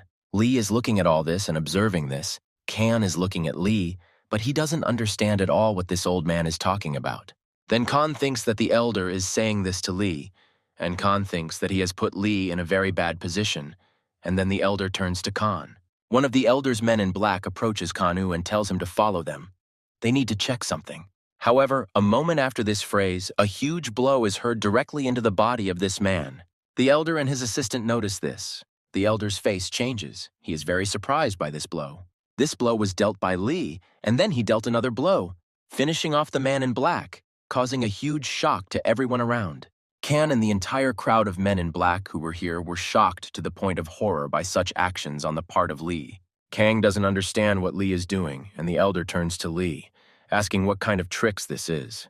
The elder rudely yells at Lee, reminding him that he must remember who he is in front of now. The elder stops all his people, and he himself becomes extremely angry and asks Lee if he wanted to die by accident. Khan notices that he can't move from the spot, as if something is strongly constraining him from the inside now. All this silence and blows are interrupted by Lee himself. He turns sharply to the elder, which calms him down. Looking straight into the elder's eyes, Lee says that he came here at his request as a guest. Following this, Lee points to the man and asks if that is the case. Why did the elder's men beat up his friend? The elder says that this is strange and ridiculous nitpicking on Lee's part now. However, Lee adds that at the request of the elder, he came alone without his clan. But for some reason, the elder brought so many people here. Then Lee rudely and angrily asks if it was really the elder's plan to kidnap Lee here now. The elder's men began to shout in one voice that such words were outrageous and incorrect on Lee's part. However, the elder himself only remained silent, and Lee said that he saw that the elder had nothing to say to him this time. Lee begins to leave, saying that it looks like this time his expectations were not met at all, unfortunately. Lee passes by Khan and tells him very quietly that as soon as the fight starts, Khan needs to run away immediately. Lee tells Khan that he will try to get their attention, and Khan should run away and hide from them at that moment. Kang looks absent-mindedly into Lee's empty eyes, and in his mind he realizes that it seems like it's his fault for what's happening now. Kang turns around and sees a ton of people. Kang can't understand at all how Lee is going to face them all alone. All this is interrupted by the voice of the elder behind Lee. He laughs and says that, apparently, Lee has no small guts at all. The elder then turns to Lee, saying that there was a misunderstanding between them, and he offers forgiveness for it. The elder says that later he will ask his people about what happened, but now he leaves. His people are all shocked by such statements. His men try to stop him, but he in turn only shouts louder for everyone to leave here right now. As he was leaving, the elder told Lee to follow him. It was time for a frank conversation between them. However, Lee bows and says that he asks for forgiveness, but another time because today he will not be able to talk. However, in response, he hears from his assistant that the elder told him to follow him, so he needs to follow him. Lee looks at her. She then begins to raise a strange white aura around herself, and then adds that Lee needs to silently follow him. Turning around sharply, she deliberately creates a hole in the asphalt with her heel, as if demonstrating her strength. Such actions on her part greatly frighten Khan, but not Lee, although Khan does not understand what Lee is planning now. With a cold-blooded look and a creepy aura, Lee says what will happen if he suddenly refuses her words now. However, she does not decide to continue the dialogue, and with a sharp jump rushes upward, saying that then she will have to force Lee. The next moment, a huge attack from her leg comes towards Lee, but Lee somehow manages to stop this attack. Although Lee stopped the attack, the blast wave carried him away in horror straight into the building standing next to him. Kang is wildly frightened by all this. Only one assistant of the Elder, and such a blow even for Lee. How strong are these people? A battle ensues between Khan and this assistant in the air. They hit each other with blow after blow in midair. Khan watches all this with great surprise. He is shocked that this happens and is happening to him now in reality. Watching this fight, Khan notices that at that moment, his heart seemed to become excited by it and began to spread energy throughout his body. Khan's thoughts are interrupted by the appearance of an Elder who says that Lee is fighting well against a man of the Master's level. The Elder talks about some injuries of Lee, but then Kang remembers that he was asked to leave immediately in such a situation. However, as soon as Khan wanted to leave, he was stopped by an Elder who began to force Khan to extend his palm to him. The Elder begins to ask Khan to extend his palm to him, but Khan does not understand at all why this is necessary. Khan does so. The Elder says that something is bothering him and asks Khan what clan he is from. However, a surprised Khan replies that he doesn't have any clan. He doesn't understand at all what we're talking about now. The Elder, with a smile on his face, says that he knew it. His predictions were correct. He saw everything earlier. He stabs Khan in the stomach and says that if he does, he will have to destroy the energy inside Khan. As he punched harder and harder, Khan's body seemed to be on fire, all of his veins bulging and his temperature rising. Lee, who was fighting with the Elder's assistant at that moment, notices this, and it scares him terribly. Lee breaks away from the fight with the girl and heads towards the Elder, scaring him. Lee lands a rare and very vicious punch straight at Kanu, knocking him away from the old man. A very angry and excited Lee looks at the Elder and asks him what he suddenly decided to do with Khan. However, the girl appears from above and says that she wants to say the same words here and is going to hit Lee. Apparently, Lee notices this, and in that moment he is overcome by a wild power and anger that covers everything around him. Lee begins spinning wildly and launching cosmic strikes at everything he sees, as if destroying everything around him out of anger. The Elder is shocked to the point of horror by what he now sees in front of him. He watches Lee as if he were a monster who destroys everything. Just a moment later, Khan and the Elder watch as the Elder's assistant flies to the side from the blow at great speed. With a wild white aura and monster eyes, Lee tells the Elder to immediately take his hands off of Khan, just like everyone else here. However, the Elder only smiles and shouts that he seemed to know this, and asks Lee how he hid such power. Khan, shocked to the point of horror and not understanding anything, watches all this and their dialogues and loses contact with consciousness. The Elder points to Khan, saying that this child has powers that he should not have had from birth. Khan in turn begins to loudly shout at Lee not to come here, because the Elder is going to kill him here. A moment after Khan shouted those words, the Elder's hand grabbed his neck and began to strangle him with force. The Elder strangles Khan, saying that first he illegally acquired the powers of Murim, and now he still dares to spread such nonsense. However, Kang courageously ignores this and shouts that Lee should not be deceived. Kang heard what the Elder's people were saying. The Elder, dissatisfied with all this, begins to question Khan about what he might have heard there, but their dialogue is interrupted. More precisely, he is interrupted. It turns out to be Lee, who is already standing behind the Elder with a huge charge of energy in his fist. The Elder feels it. With his whole body, he feels the wild aura of Lee, who is standing right behind him at this moment. The Elder, sensing this, decides to strike first and sharply kicks back, thereby throwing Lee back. A shocked Khan stands and watches all this. He stands trying to say something, but it doesn't work. Khan tries his best to open his mouth and say at least a word, but it's all in vain. He can't say a word. Then he also notices that he cannot move either, as if his whole body is paralyzed by something very strong. Kanu can only watch all this with shock and blood, while the Elder makes fun of Lee.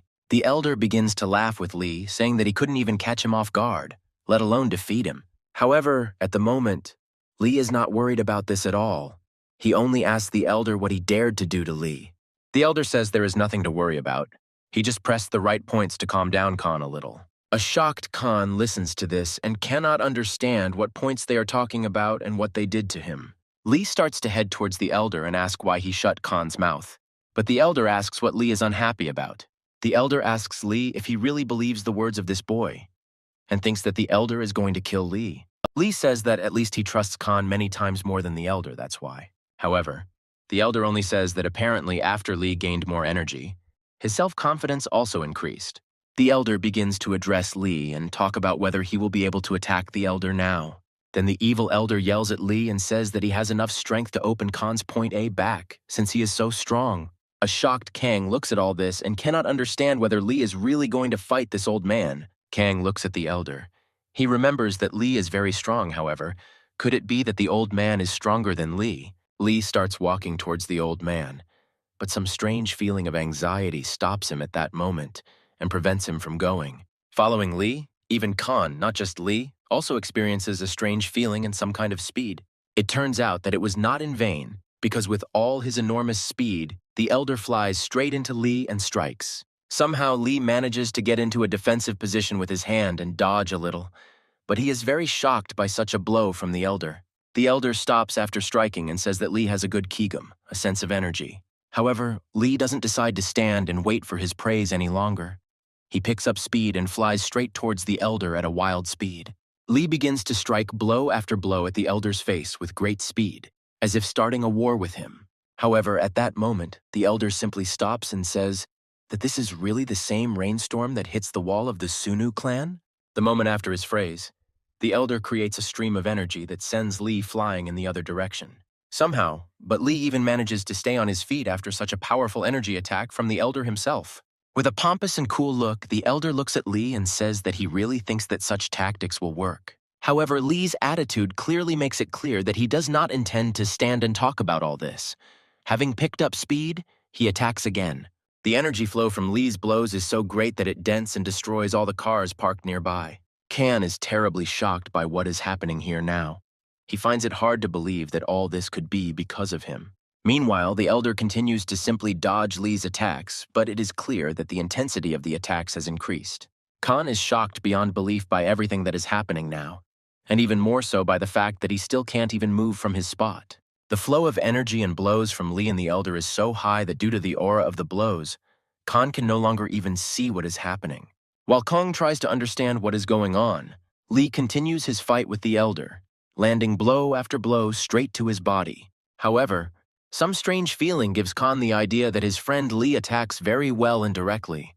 But this same feeling makes him feel how carefree the elder is in this battle and is not even straining himself yet.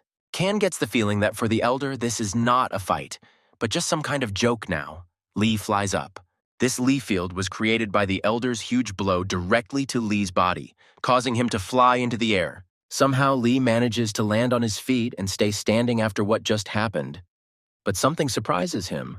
But there is no time to think about it, because another attack immediately flies into Lee, but this time from the assistant.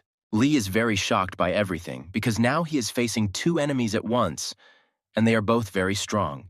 It is very difficult even for him.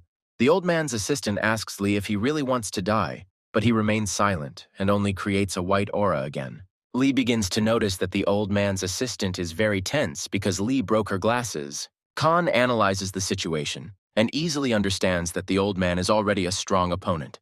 But with her, it is even worse. However, the elder turns to his assistant and tells her that she should stop and stop attacking. The elder points at Lee and says that he still has a lot to learn. There is no need to kill him here so easily. The elder says to teach Lee everything gradually. However, Lee himself does not understand what he is talking about. Then the old man very arrogantly turns to Lee and asks him why he suddenly stopped. Won't he attack now? The old man begins to walk towards Lee little by little and create a strange aura under his feet, saying that this is really all. Lee feels a powerful aura from the old man and some kind of strong speed. It really scares him. Then the old man's assistant feels the same thing, and then the elder himself seems to jump up from his place in an instant. The very next second after this, the elder's huge and powerful fist was near Lee's face. However, the elder doesn't carry the blow. He stops right in front of Lee's face, as if trying to teach him a lesson in this way. The whole scene is still being watched by a shocked Khan, who still can't even move. With a wild and furious face and a rough voice, the old man turns to Lee and asks if he's really afraid now. And already shocked, Khan is even more surprised. He finds it hard to believe that the old man moved from place to place. Only the old man's assistant understands everything that is happening. She clearly sees that this is the technique of the ghost's steps. The assistant says that if someone sees such an elder's technique for the first time, they might think it is magic. The elder's fist was still right next to Lee's face, But he wasn't that surprised by all of this anymore. The elder looks into Lee's face and eyes, noticing that he is still indifferent to all of this. Then the old man laughs a little, turns to Lee and asks if he realized that his power is simply a mirage. The old man then turns to Lee again, saying that judging by his fight, he only uses Sunu clan techniques. Then the old man says that the techniques are really fast and incredible, thanks to Quan Jong-yu after his arrival. However, the old man then adds that the problem is that Lee's energy is created by the technique of black heaven and earth, and calmness is important there. The old man holds out his palm and says that such techniques look soft and slow, but inside there is none. Then the old man, pointing his palm to the side, creates a huge explosion of energy, which could demolish a building. The old man adds that such a powerful force is hidden inside such slow and soft attacks at first glance. The elder explains that the whole point of martial arts is that you need to accumulate energy and then release it. The elder continues to explain, saying that success is achieved by harmonizing many elements of the body in one attack. Looking at Lee, he explains that most clans study the synchronization of all elements, not just techniques. The paralyzed Khan sees and listens to all this, and is shocked by how strange, complicated, and incomprehensible it all is. Kang is surprised because the elder was going to kill Lee today. Why is he training him? The elder then turns to Lee, saying that if he is interested in all the techniques and true art, then he would be better off becoming the elder's disciple. This phrase completely infuriates Khan. He could never have imagined that such a turn of events would occur. Kang, shocked to the point of horror, looks at all this and does not understand what kind of student, how Lee can learn from this old man. Looking at the beautiful city, Lee says that he knows that his techniques are not at all compatible with the Sunu clan. With this statement, he surprises the elder, who asks if Lee knows everything. Then why does he continue to study them further? And then, Lee gives the old man some very shocking information, saying that he is the head of the Sunu clan, so that's why he does it. Looking at Elder Lee with a cold-blooded expression, he says that he cannot betray the techniques of his clan because he is his leader. However, the old man only closes his eyes and says that Lee is still a fool, to whom there is no point in explaining anything. Lee suddenly begins to lift his leg and talk about how he must thank the old man for his advice today. Such a sharp and enormous speed of Lee frightens and surprises the elder. He does not quite understand what Lee has planned. The elder's assistant, as well as he himself, noticed that in an instant, Lee simply disappeared from the place where he had just stood. Following this, a huge and powerful blow of energy flies towards Khan, directly into his torso with full force. Although Khan screams in pain, he notices that his body has returned to him and he can now move and speak. Lee appears next to Khan, who most likely gave him the ability to move. Lee thanks the old man for reminding him of the techniques. Both the old man and his assistant were shocked, and in his thoughts he couldn't understand whether Lee had really used the ghost step technique. The surprised elder only continues to silently look at Lee, as if trying to understand him from the inside. Kang tries to ask Lee how he did it, but Lee interrupts Kang, asking if he is okay. Lee tells Kang that if he is okay, then let him tell Lee what he wanted to tell him at the very beginning. Kang begins to speak loudly about how while Lee was away, the elder's subordinates broke into Lee's house and tried to kill Kang. Lee asks Khan how he knew that those people were subordinates of this elder. Khan says that Jinny said so. Then Khan asks if Lee knows a man named Mamungi, and he puts a machete to Jinny's throat. Lee listens carefully to everything that Khan told him and begins to demand an explanation from the elder for all of this. Lee asks the elder rudely but confidently if his friend is telling him the truth now, but the old man only remains intelligently silent. However, the elder only smiles, saying that it is funny, first a child with the power of Murim, and now such accusations from him. However, Khan starts shouting that the old man is talking nonsense, and the fact that he is an ordinary person does not matter. The old man looks rudely at Khan and says that one of the Murim rules is not to reveal your identity. What then? The old man turns to Kanu again, saying that he probably knows that breaking such a rule can result in losing one's life. The elder says that it is strange that an ordinary child scolds him for all this, and communicates with the elder in this way. Khan begins to look at Lee and realize that Lee has gone for something serious, but he didn't think it was that serious. Continuing to look at Lee, Kang wonders if it was for nothing that he got involved in all this. In front of a shocked Khan, the old man turns to Lee, telling him that he must answer how Khan even had energy. Lee just remains silent with a cold-blooded look, and this infuriates the old man. He asks why Lee is just silent now. The old man turns to Lee, saying that if it turns out that this is his doing, then not only he will suffer, but the entire Sunu clan. Kang realizes that Lee is in huge trouble and something needs to be done. Kang decides to shout out asking the elder to wait. From behind Lee, Kang comes out and shouts that he has a question, which shocks both Lee, the assistant, and the old man. Khan turns to the elder, calls him grandfather, and asks if the whole problem is that he is an ordinary person. The elder is shocked that Khan called him grandfather, but says, "Let's assume that it is, so what now?" Khan puts his hand on himself and says that if all the problems come from this, then can he just become Murim, and then there will be no problems. Such a sharp and very dangerous statement from Khan simply shocks Lee, who is standing next to him, to the point of horror. The elder, who clearly did not expect this, is no less surprised, but even more by this statement. Lee and Kang exchange glances, and Kang says that if that's the case, then what's the problem with him becoming part of Murim, so there won't be any problems. Kang continues to talk about it. He looks into Lee's eyes and says that isn't he right, but Lee is very surprised. However, his words are interrupted by an elder who shouts that enough of this absurdity has been said today. The elder starts yelling at Khan, saying that in his opinion, anyone can just go and become a Muriman. The elder now shocks Khan by saying that to become a Murin, one must either be born one or become one in early childhood. A very angry elder yells at Khan, saying that he really thinks that it is possible to become a Murin at such an age. However, their dialogue is interrupted by Lee, who shouts that this is possible because he himself became a Murin at his age. Lee says that this is why Khan might succeed, but the old man just gets furious, saying that this is complete nonsense. And then Lee gives everyone a shock by saying that Khan is now joining the Sunu clan. Lee says that now they themselves will figure out what is nonsense and what is not. But all this only really infuriates the old man, who shouts that enough is enough. However, Lee does not pay any attention to the old man's anger and says that now it is his turn to answer. Lee asks his subordinates if they ordered their subordinates to attack Khan. However, in response, Lee hears only silence from the old man and his assistant. He continues to look them in the eyes. However, the old man only lowered his head uncertainly and said that Lee himself knew that he would never give such orders. However, Lee stops the old man's words, saying that he personally saw his friend being beaten near this building.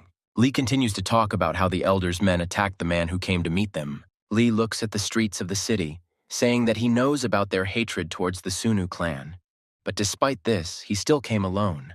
Lee then adds that he regrets that expecting a normal conversation from the old man and his people was a stupid decision. The elder, like a child, begins to stop Lee's words, trying to justify himself, saying that it was a misunderstanding. However, Lee simply clenches his fist, creates a strong charge of energy, and says that the old man really still wants to have a normal dialogue now. Lee creates a wild aura of power around himself and says that if they want to continue the dialogue, they will only continue with a corpse. The elder's attention is drawn to the assistant, who says that she tried to contact the Black Star, but there is no answer. The old man is surprised, and the assistants add that the people of the Sunu clan are combing the places where the Stream clan was. The assistant says that the situation is not going well, and the old man is just really furious about it all. Kan looks at the old man and sees a huge aura rising around him right now. Then Kan and the others noticed that the old man was very angry, and a wild aura of strength and power rose around him. Kan tells himself in his mind that he is scared, and he hopes that the old man won't start attacking him and Lee now. However, the next few centuries later, the old man simply exhales air and says only, The aura around the old man subsides. Everything calms down more or less. He no longer looks so frightening. The elder orders his assistant to contact the Red Star and ask him to accompany them, since the leader of the Sunu clan is here. The elder begins to walk straight towards Khan and Lee, and the assistant reports that she has contacted the Red Star. The elder turned his gaze to Kang and began to ask what his name was. Unsure and terribly scared, Kang replied that his name was Kang Hajai, and the old man was just looking at Kang. The old man then began to leave, and only said that he would be glad to see how long Khan managed to stay in Murim. Such words scare Khan to death. He understands that he is in deep trouble, and now he will clearly have a lot of problems. However, at the moment when the old man was leaving, he began to say something about some kind of eternal energy. He says that Kumun Ryong is chasing after eternal energy, and these words terribly frighten and surprise Lee. He loses his composure. Then, standing with his back to Lee, the elder says that Lee didn't come here to find out this today. The old man immediately says that most likely, after Lee saw the news that Kumun Ryong had taken action, he became curious about why. Following this, Lee began to shout that the elder was really involved in the fact that people from a special mission visited him. However, the old man only replies that all the major Murim clans have not moved from their place for more than several months. He also adds that he would have torn anyone apart here, but Lee just looks at the elder in surprise at that moment. The elder ends by saying that what he wanted to say, he unfortunately didn't say, but at least Lee is safe. However, Lee began to question the elder with shouts, saying what kind of eternal energy this was. The elder turns his head and says that wasn't it Lee who just recently refused to talk to him. Lee is so excited about what the elder just told him that he starts trying to follow him. The elder ends up asking Lee to surrender, as with his current skills, pursuing Kumun Ryong would be suicide. A moment after these words, the elder and his assistant simply disappeared into thin air like the wind. Kana is surprised every time they disappear like this, because it is the first time he sees this kind of technique and power. Kan wonders if they are some kind of demons, but then notices the depressed state of his friend Lee. Kang starts asking Lee if he's okay, and slowly approaches him and is about to put his hand on Lee's shoulder. However, Lee suddenly turns around, grabs Kang by the shirt and asks how he got there in the first place, which scares Kang. Kang tells half the whole story, but Lee doesn't understand why Kang went here. Kang says that Lee was worried about Kang earlier. And then with a surprised face, Khan adds that if that's the case, then why can't he worry about Lee? Lee lets Khan go and begins to speak rudely about how he only helped him out of a fleeting compassion for Khan. Lee says that his physical features used to be similar to those of Khan, but Khan himself does not understand what he is talking about. Lee says that with such features you are weak from birth, and no modern medicine can help here, except for Marima's medicine. However, Lee says he was stupid because he didn't know he would have so much energy after the treatment in Kana. However, Khan is only asking about something that he doesn't understand well. But didn't Lee originally intend to help Khan like this, and that's good. However, Listal yelled at Khan, saying that there was nothing good in this. He just yelled that he would become Murim under the elder. Then Lee adds, saying that now Khan won't be able to escape. His only option now is to become Murim. Lee blames himself, saying that he only wanted to correct Khan's physical properties, but not that Khan would now be connected to the world of Murim. However, Kang simply looks at Lee in surprise and says that if that's the only problem, then it doesn't matter what Lee is surprised about. Kang tells Lee that even if something happens to him, he himself will bear responsibility for it. Lee does not need to worry. Lee begins to explain to Khan how terrible the world of Murim is, but Khan assures him that he doesn't care, because he only survived thanks to Lee. Khan says that he stayed alive thanks to Lee, and he doesn't care if it's the Murins, the Shmurins, or anyone else. He wants to be in the same world as Lee. Following this, Lee's eyes became very thoughtful, and he himself began to experience strange feelings after Khan's words. Then Khan pointed his finger at Lee, saying that he called the world of Murin shitty, but that was just his opinion. Khan throws up his hands, saying that if this world really was shit, it would have fallen apart long ago. Looking at the city, Khan says that if the world of Murin has not fallen apart, but is only blooming, then it means that many people like it. These words and conclusions finally finish off Lee. He is in shock, as if in a trance after what he heard from Khan. Lee recalls a scene from his childhood, standing on the edge of a building, and a grown man telling him that he loves the world of Murin. He smiles, winks, and looks at little Lee, saying that he wishes that Lee would one day accept the world of Murin as his home. Lee's head lowers.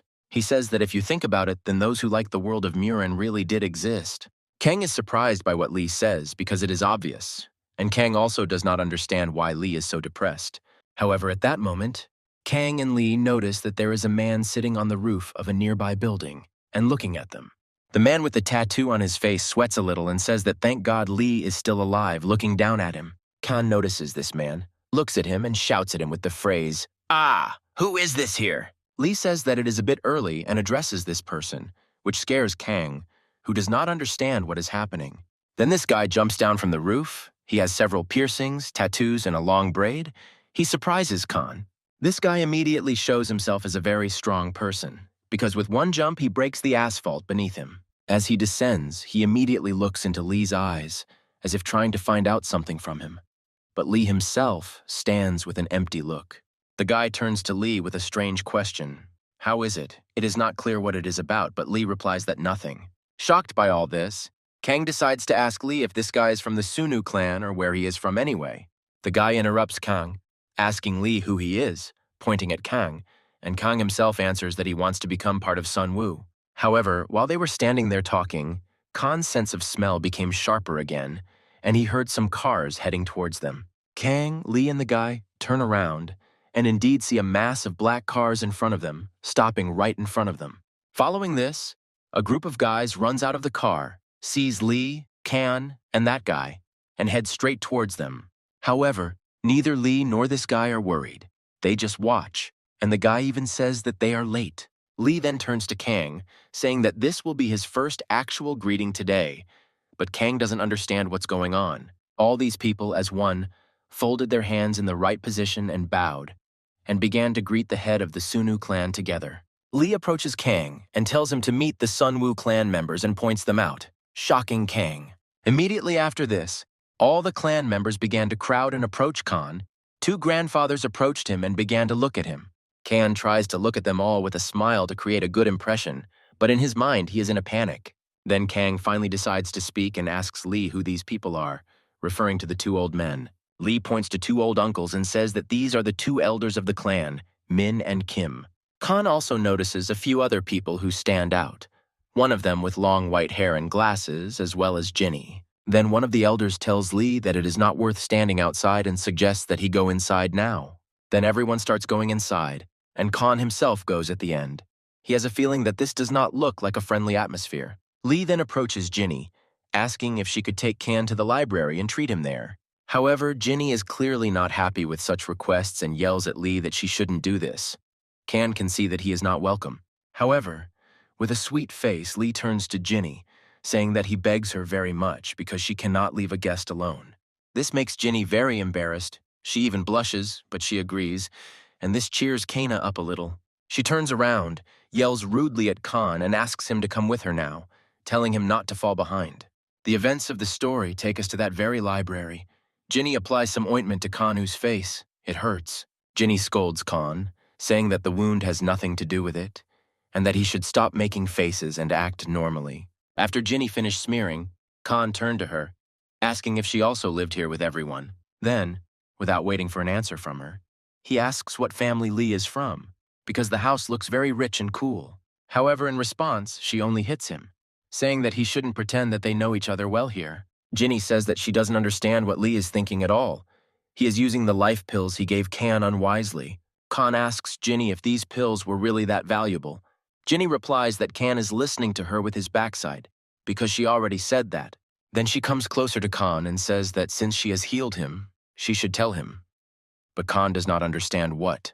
She comes very close to him and asks him rather rudely how Khan managed to end up here with Lee now. Then Khan was very scared by Jinny's evil appearance, but decided to tell her and told her the whole story. Meanwhile, while Kan is talking to Jinny, Lee apologizes to the rest of the clan's tops for using the pills like that.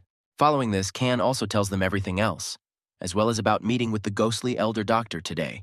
Then, in response, he receives criticism that he acted very frivolously, but in response, Lee only looks at them. One of the clan members stands up and starts talking about how Lee should have consulted them before such a meeting. However, without listening to the end, Lee asks if they would give the go-ahead in such a case, and with his words, he stops the flow of this man's speech. Lee says that while he was in the hospital bed, he repeatedly asked for a meeting, but was ignored. Then he says that while this was happening, rumors began to spread throughout Murim that he was disabled, and with his words, he shocks the elders. Then, with a rather powerful aura, he says that, in their opinion, he should have stayed away and just watched all this. The same guy with the tattoo is also watching this whole dialogue. He notices that Lee has changed and become more serious. They then begin to discuss the fact that Kumun Ryan has reappeared among the Murime, which could lead to internal conflicts within the clan. Then, Lee tells the elders, with a very creepy aura, whether they still doubt about visiting Kang to Kumun Ryong or not. However, Elder Ming began to fill Lee in that he did not doubt it at all. He simply decided to describe the current situation. However, here Lee's outburst of hatred is interrupted by another elder, who says that Lee gave the precious medicine to the schoolboy. Then he asked this schoolboy to accept him into the clan, and now he talks about Kumun Ren, although he does not have the strength to defeat him. Lee says that it was simply his personal desire to help a friend. He understands perfectly well the responsibility for his Sunu clan. Then Lee says that he therefore wants to know everyone's opinion. If they are vehemently against it, he will destroy Khan's energy and take the medicine back. Such harsh and cruel words shocked everyone in the hall and that guy with the tattoo, because it was very strong. However, the guy with the tattoo is shocked by what Lee just said. He knows that it is terrible. He experienced it himself. Everyone is silent. No one gives any reaction to such a sharp statement by the head. But the elder asks if Khan is waiting in the library. Meanwhile, events return us to Khan and Ginny, who is sitting in a chair and yawning, listening to Khan's stories. She says that she knew everything. Khan doesn't understand what about. She explains that the guy with the machetes helped them because he knows Lee. Khan is a little shocked by what Ginny just told him, but he doesn't understand how he didn't dodge the helmet back then. Ginny began to scold Khan, saying that he should have informed the clan immediately, but he said that he was afraid because suddenly it was a trap. Then Khan adds that Jimmy should think about what this whole circus is for if they told him everything so easily. Ginny says that the guy with the machetes is just the old man's servant, and he's afraid to cross his path, but otherwise he's a good guy. Khan wanted to discuss the old man with Jimmy, but she reports that their meeting there is over and tells Khan to come with her. Khan, Ginny head towards this room. They open the door.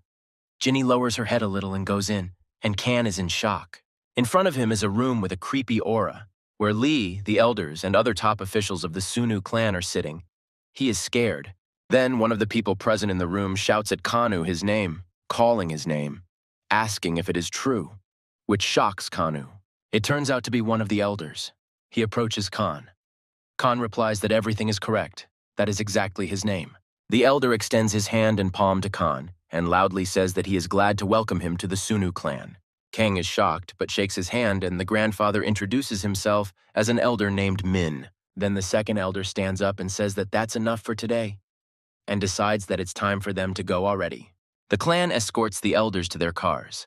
Lee wishes them a pleasant journey, and the elders leave for home to attend to their own concerns. On the way home, the two elders discuss how the Lee clan leader has changed, but they don't know in what direction. One of the elders, on the trip home, assures another that for the better, he is no longer so radical and has become understanding. Then they began to discuss Khan, saying that he had been given the pills needed for Lee, but everything turned out well. Next, they discussed that through the handshake, they learned that Khan has single yin, but Lee has triple yin. Min tells the second elder the details of these meanings, and he is amazed at what he is now hearing from Min. Looking at the road, Elder Min tells the second elder that the guy Kang is not at all simple. He says that Khan is, in fact, a whole jackpot for the clan. If he is developed well, then everything will be very good. Meanwhile, we are brought back to the rest of the Sunu clan. Ginny asks Khan to speed up and decides to give him a ride home. Khan wants to refuse and begins to thank Ginny for making such a generous offer for him. However, at that moment, the guy with the tattoo quickly and sharply grabs Khan by the neck and pulls him towards himself, starting to strangle him. And then he whispers to him that if he dares to stick to Ginny, he will simply kill him right here. Meanwhile, the elders are still discussing Kang and Lee on the way home. Min says that Kang has the energy level of Dr. Tong. Min says that normally it takes 10 years to reach such a level, but because of the pills and Lee's energy, Kang's body reached such a level in 2 weeks. Then the second elder asks the first one, if Lee managed to make Kanu to such a level, then what level is Lee himself then? Elder Ming remembers Lee and says that his energy level has now reached twice the level it was before. Meanwhile, in the house of the head of the Sunu clan, Lee, all the clan members began to disperse to their own affairs. However, Lee then called out the name Gyubam, which belonged to one of the members of the Tut clan, a blonde guy with a short haircut. He turns to the head of the Lee clan, who in turn says that he could please give Gyubam a moment of his attention. Gyubam, of course, agrees to this and tells the rest of the Sunwoo clan that they can now go to their places. The same guy with tattoos also starts to leave with another guy from the clan, but looks back at Lee. In his head, this guy remembers the dialogue between Lee and the others tonight about accepting Kan, and the events of the story show it to us. Recalling the dialogue, he remembers how Lee promised in the office that if his friend Khan did not find a place in Murim, he himself would destroy his energy. The elder then turns to Lee, saying that it would not be easy for an ordinary person to become a Merino, let alone a member of the Sunu clan. The elder then turned to Lee, saying that they were not against him, but if there was no place for him, then Lee would personally take care of his energy. Then, in the office, the elders agreed that if Lee promised them that he himself would get rid of him if necessary, then they would not be against accepting him into the clan. Then this shocked Lee terribly, because he was glad to take his friend Khan into the clan, but he was also afraid to deprive him of energy with his own hands if something happened. That evening in the office, Lee thanked them all for agreeing to receive his friend on such terms. The guy with the tattoo and the guy with the long white hair discuss whether Lee was serious about promising to take such measures against Kian if anything happened. The guy with long blonde hair says that in order to survive in Murim, you need to become stronger and tougher. Lee became like that. On their way home, they discuss that there is no point in thinking about it anymore. They will have enough thoughts when other clans start to hate them for it. Meanwhile, Lee and Gayub discuss various aspects of the clan, talking about some of the strange situations within the clan. Gyubum says that everything is still very calm, however. There is one thing that worries him. Then he starts talking about a certain Yang Kilnam, who is the chairman of Sunjai's company. When talking about him, Gyubum mentions that he is very eloquent and speaks at clan meetings, which is why everyone knows and respects him. In the courtyard of the house, Gyubum tells Lee that there is information that this man is in contact with the heads of another clan. Gyubum told Lee that if Yang succeeds in winning everyone over to his side, then everyone might simply leave and the clan will fall apart. Meanwhile, the events of the story show us an unknown location, where this John himself is located. Someone is distracting his attention. This man turns out to be Chairman Yang's assistant, and he informs him that the head of the Lee clan has arrived. Then Yan says that there will most likely be a meeting soon, since Lee has arrived, and thanks him for the information. Jan himself is sitting in the company of some men, and after what they told him, he attracts their attention to himself. He informs all the men sitting with him in the hall that the head of the Sunu clan, Lee, has arrived, and offers to congratulate him. However, these fat men are discussing among themselves that they had already given up on seeing Lee alive. And then there was such a surprise, and they are laughing. However, just as everyone was about to start drinking, Chairman Yang stood up and said that he urgently needed to take a quick leave of absence. Jan takes his cane and starts walking in an unknown direction, or rather towards the man sitting in the chair. He approaches the chair and tells the person sitting there that his visit puts Jan in an awkward position in front of everyone. The man in the chair turns out to be the same elder of another clan that Lee fought with. He says that he only came to sit and drink tea. The chairman sits down in the seat opposite Jan and says that he would like to talk about the head of the Sion clan. However, the old man from another clan immediately says that Lee is safe and sound, so much so that even his assistant is confused. Chairman Yang, who is sitting opposite the old man, is a little surprised by this and doesn't even dare to respond. Together they look at the view of the city, and John says that it is strange. Why then was it necessary to disappear from sight? Chairman Yang then asks the old man from another clan if he has any information on Lee, such as his weak points. However, the old man only replies by saying that John is cruel and is climbing such a mountain of wealth that he might fall from it. However, Jan says that there is nothing wrong with that, and it is also beneficial for the old man if the Sunu clan falls apart. Then the old man says that he doesn't like people like John because he doesn't understand what's going on in their heads all the time. However, John says that what a coincidence, he has a dislike for the old man for the same reason. Then the old man breaks a cup of tea and says that Jan should pay attention to the guy Khan, who is hanging around Lee now. Meanwhile, the events of the story show us that Ginny and Khan went home, and Ginny drops Kan off near his house. Kan gets off his motorcycle but stops Ginny, asking her what he should do from tomorrow now that he is in the clan. Ginny replies that Kan should not leave home. A person should come to him who will take over his training now. Kan thought that Lee would teach him personally, however. Ginny says that after his return, he already has a lot of tasks. He will not have time for Lee. Lee then asks if the Sunu clan is really in any big trouble right now, but Ginny just remains silent. But later, she added that Khan didn't need to know anything like that now, and advised him to watch himself, which shocked Khan. Ginny tells Kan that after the treatment, some of Lee's power remained in him, and if something happens, Kan can use this incredible charge. Lee then asks what the downsides are, and Ginny says that, for example, Kan's body might not be able to withstand such force. Looking at the city, she's about to leave, and asks Khan not to overdo it, so that this energy itself is not used. Khan comes home and jumps on his bed. He is tired and says that today was just a killer day. He begins to remember everything that happened to him today, and to talk about how in the morning he literally did not know about the existence of another world. Kan also has different moments in his head. He remembers how cool Lee fought, and Kan seemed to feel him at that moment. Khan almost falls asleep, and wonders if he too could become that strong if he learned the Sunu clan's techniques. The sun is shining through Khan's window. He wakes up and immediately says that he slept very well today. Walking through the kitchen, he stretches and immediately realizes that his body feels lighter and all the pain has already gone away. However, here Khan falls into shock and confusion because he remembers that he doesn't have a phone now. It was blown up back then. Khan's bell rings, he opens it. There are two people in black suits in front of him. These are people from the Sunu clan. Khan understands what is happening. Khan runs back to the apartment and asks these guys to wait a couple of minutes because now he will change his clothes and go with them. While riding in the car, Khan looks out the window and smiles, and the men who took him away cannot understand why he is so happy. Then they arrive at the place. It is a certain Angra. Khan asks them if they will really study here now. One of the men turns to Khan and rudely asks what Khan has decided to learn. But Khan says that he himself does not know what yet.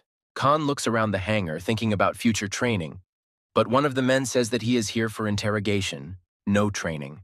Khan is wildly surprised by their words and asks these men if they really just kidnapped him. However, another new voice can be heard from the street, which says that they were not kidnapped, but invited.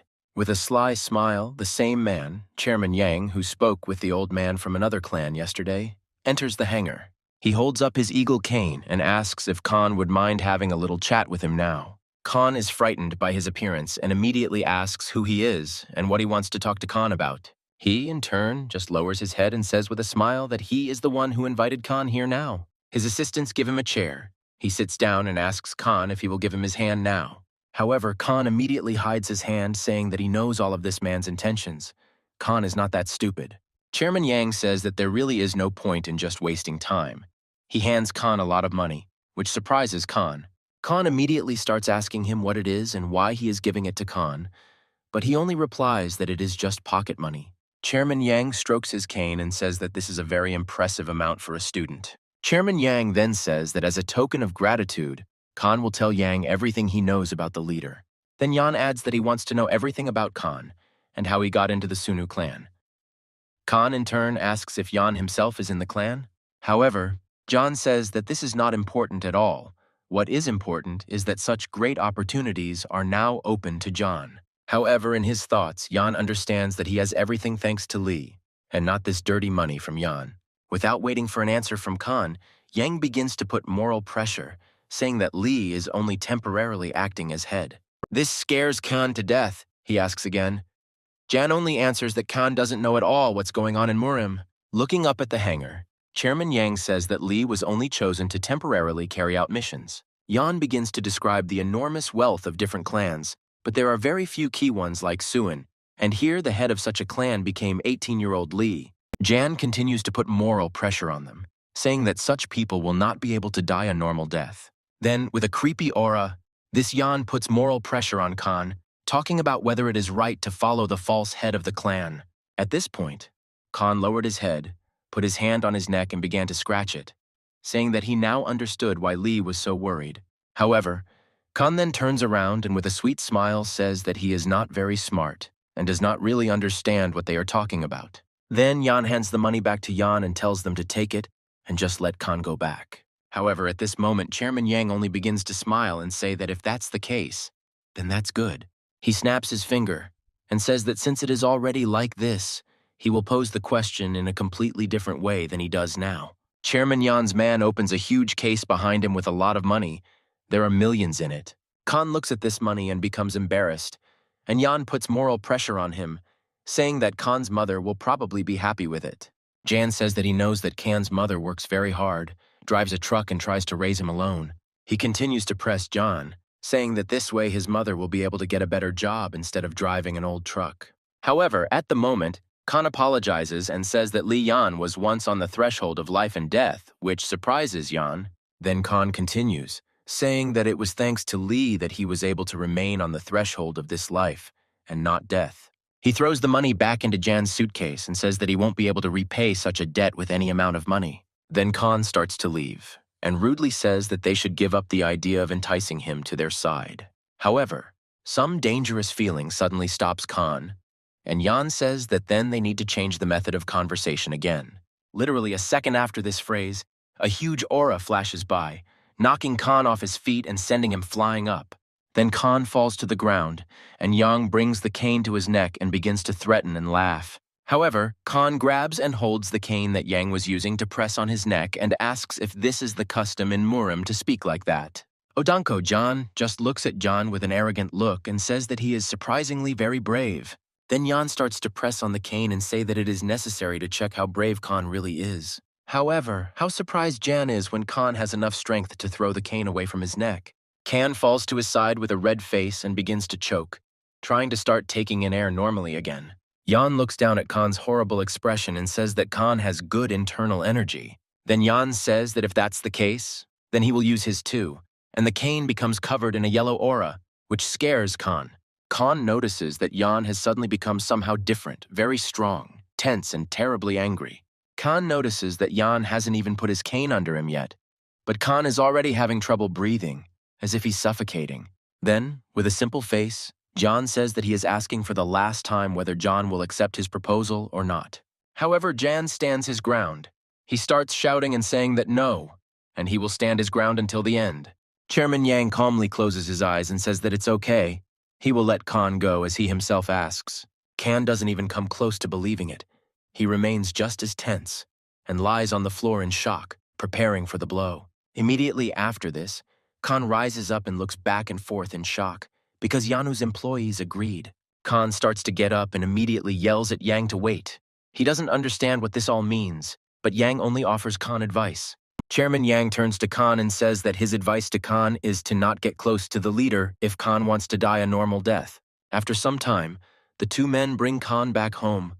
But before leaving, they say that if the rumors spread, they will kill Khan themselves. Then, before leaving, they throw a wad of money to Khan and say that it is for Khan's pocket money from Chairman Yan. They start to drive away, but Khan runs after them in an attempt to stop the car and them from driving away. Khan takes this money and throws it down on the floor, saying that he didn't ask to give it to him for expenses. However, at the last moment, he does not dare to throw the money on the floor, under the pretext that they are not guilty of anything. Now alone, Khan can finally think things through, and he begins to wonder what problems Lee might have.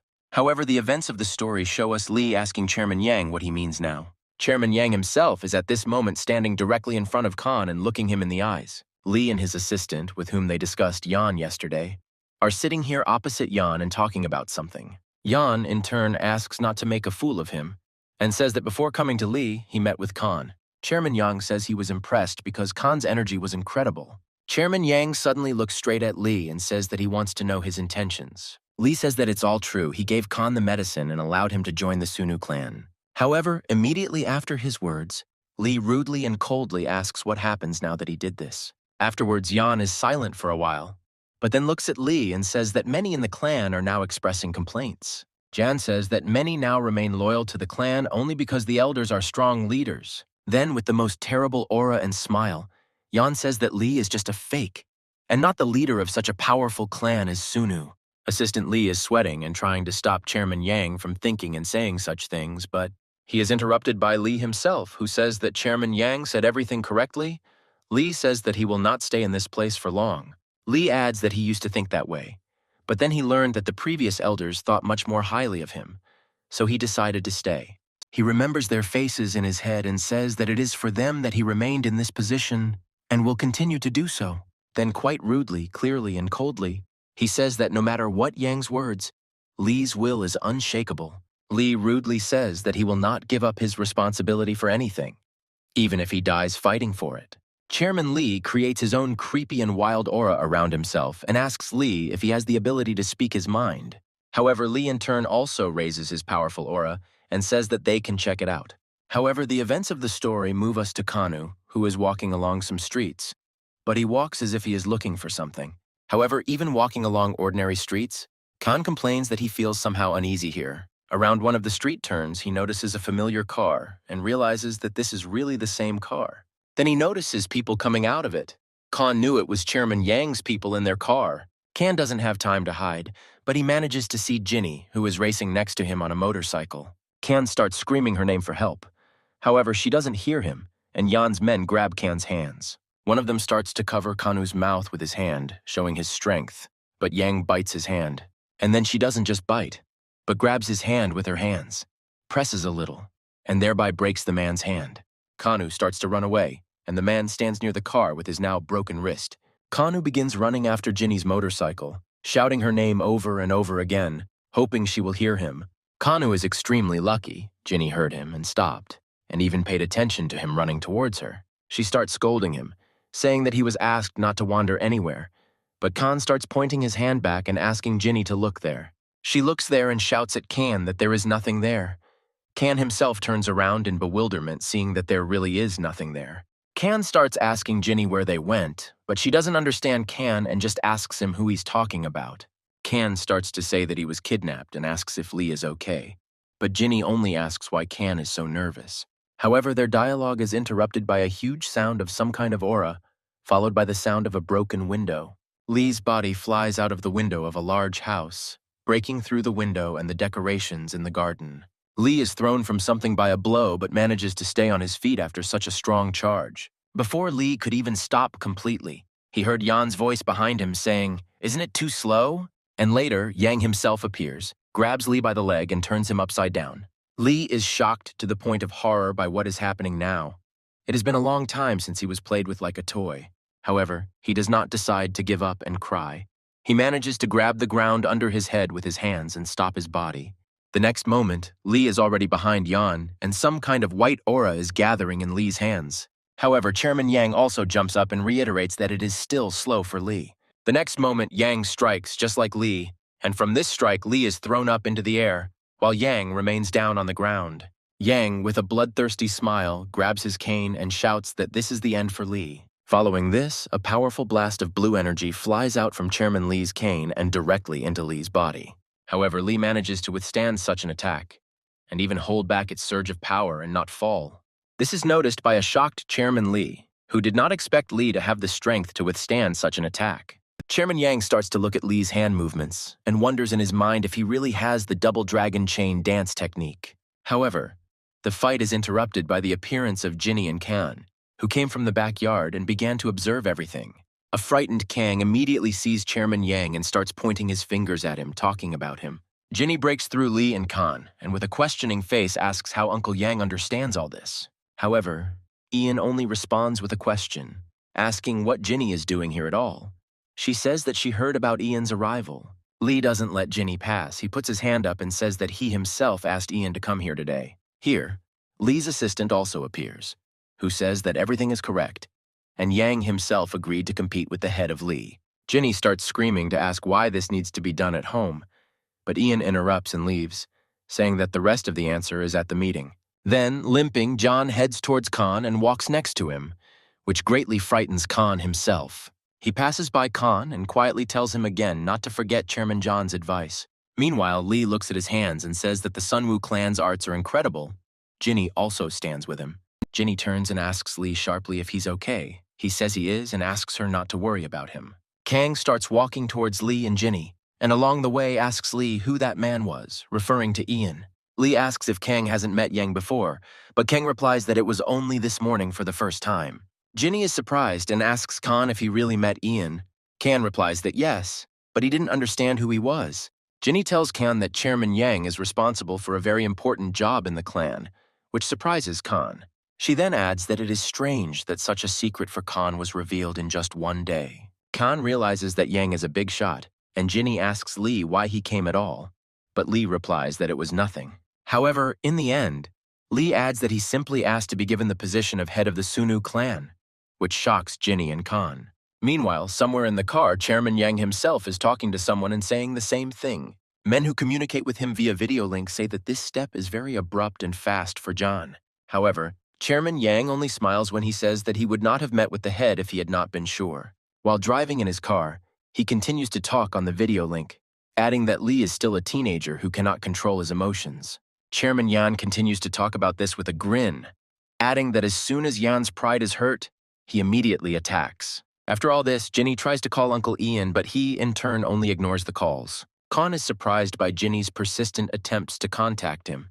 Khan asks if they know each other. Ginny says that he was also raised by his grandfather. However, the conversation is interrupted by Lee, who says that it's time for him to go to training and asks Ginny to take care of Khan, which doesn't make her very happy. However, Lee again makes a very beautiful and sweet face, asking Ginny to please do it for him.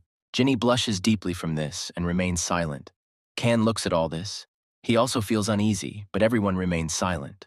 Ginny breaks down, says that it will be so, but this is the last time Lee thanks her. Can asks Ginny if she's serious about not being able to refuse Lee, but Ginny only gets mad at Can. Can says no, nothing like that, and Lee himself watches all this with a sweet face, standing nearby. Lee's assistant intervenes in the conversation.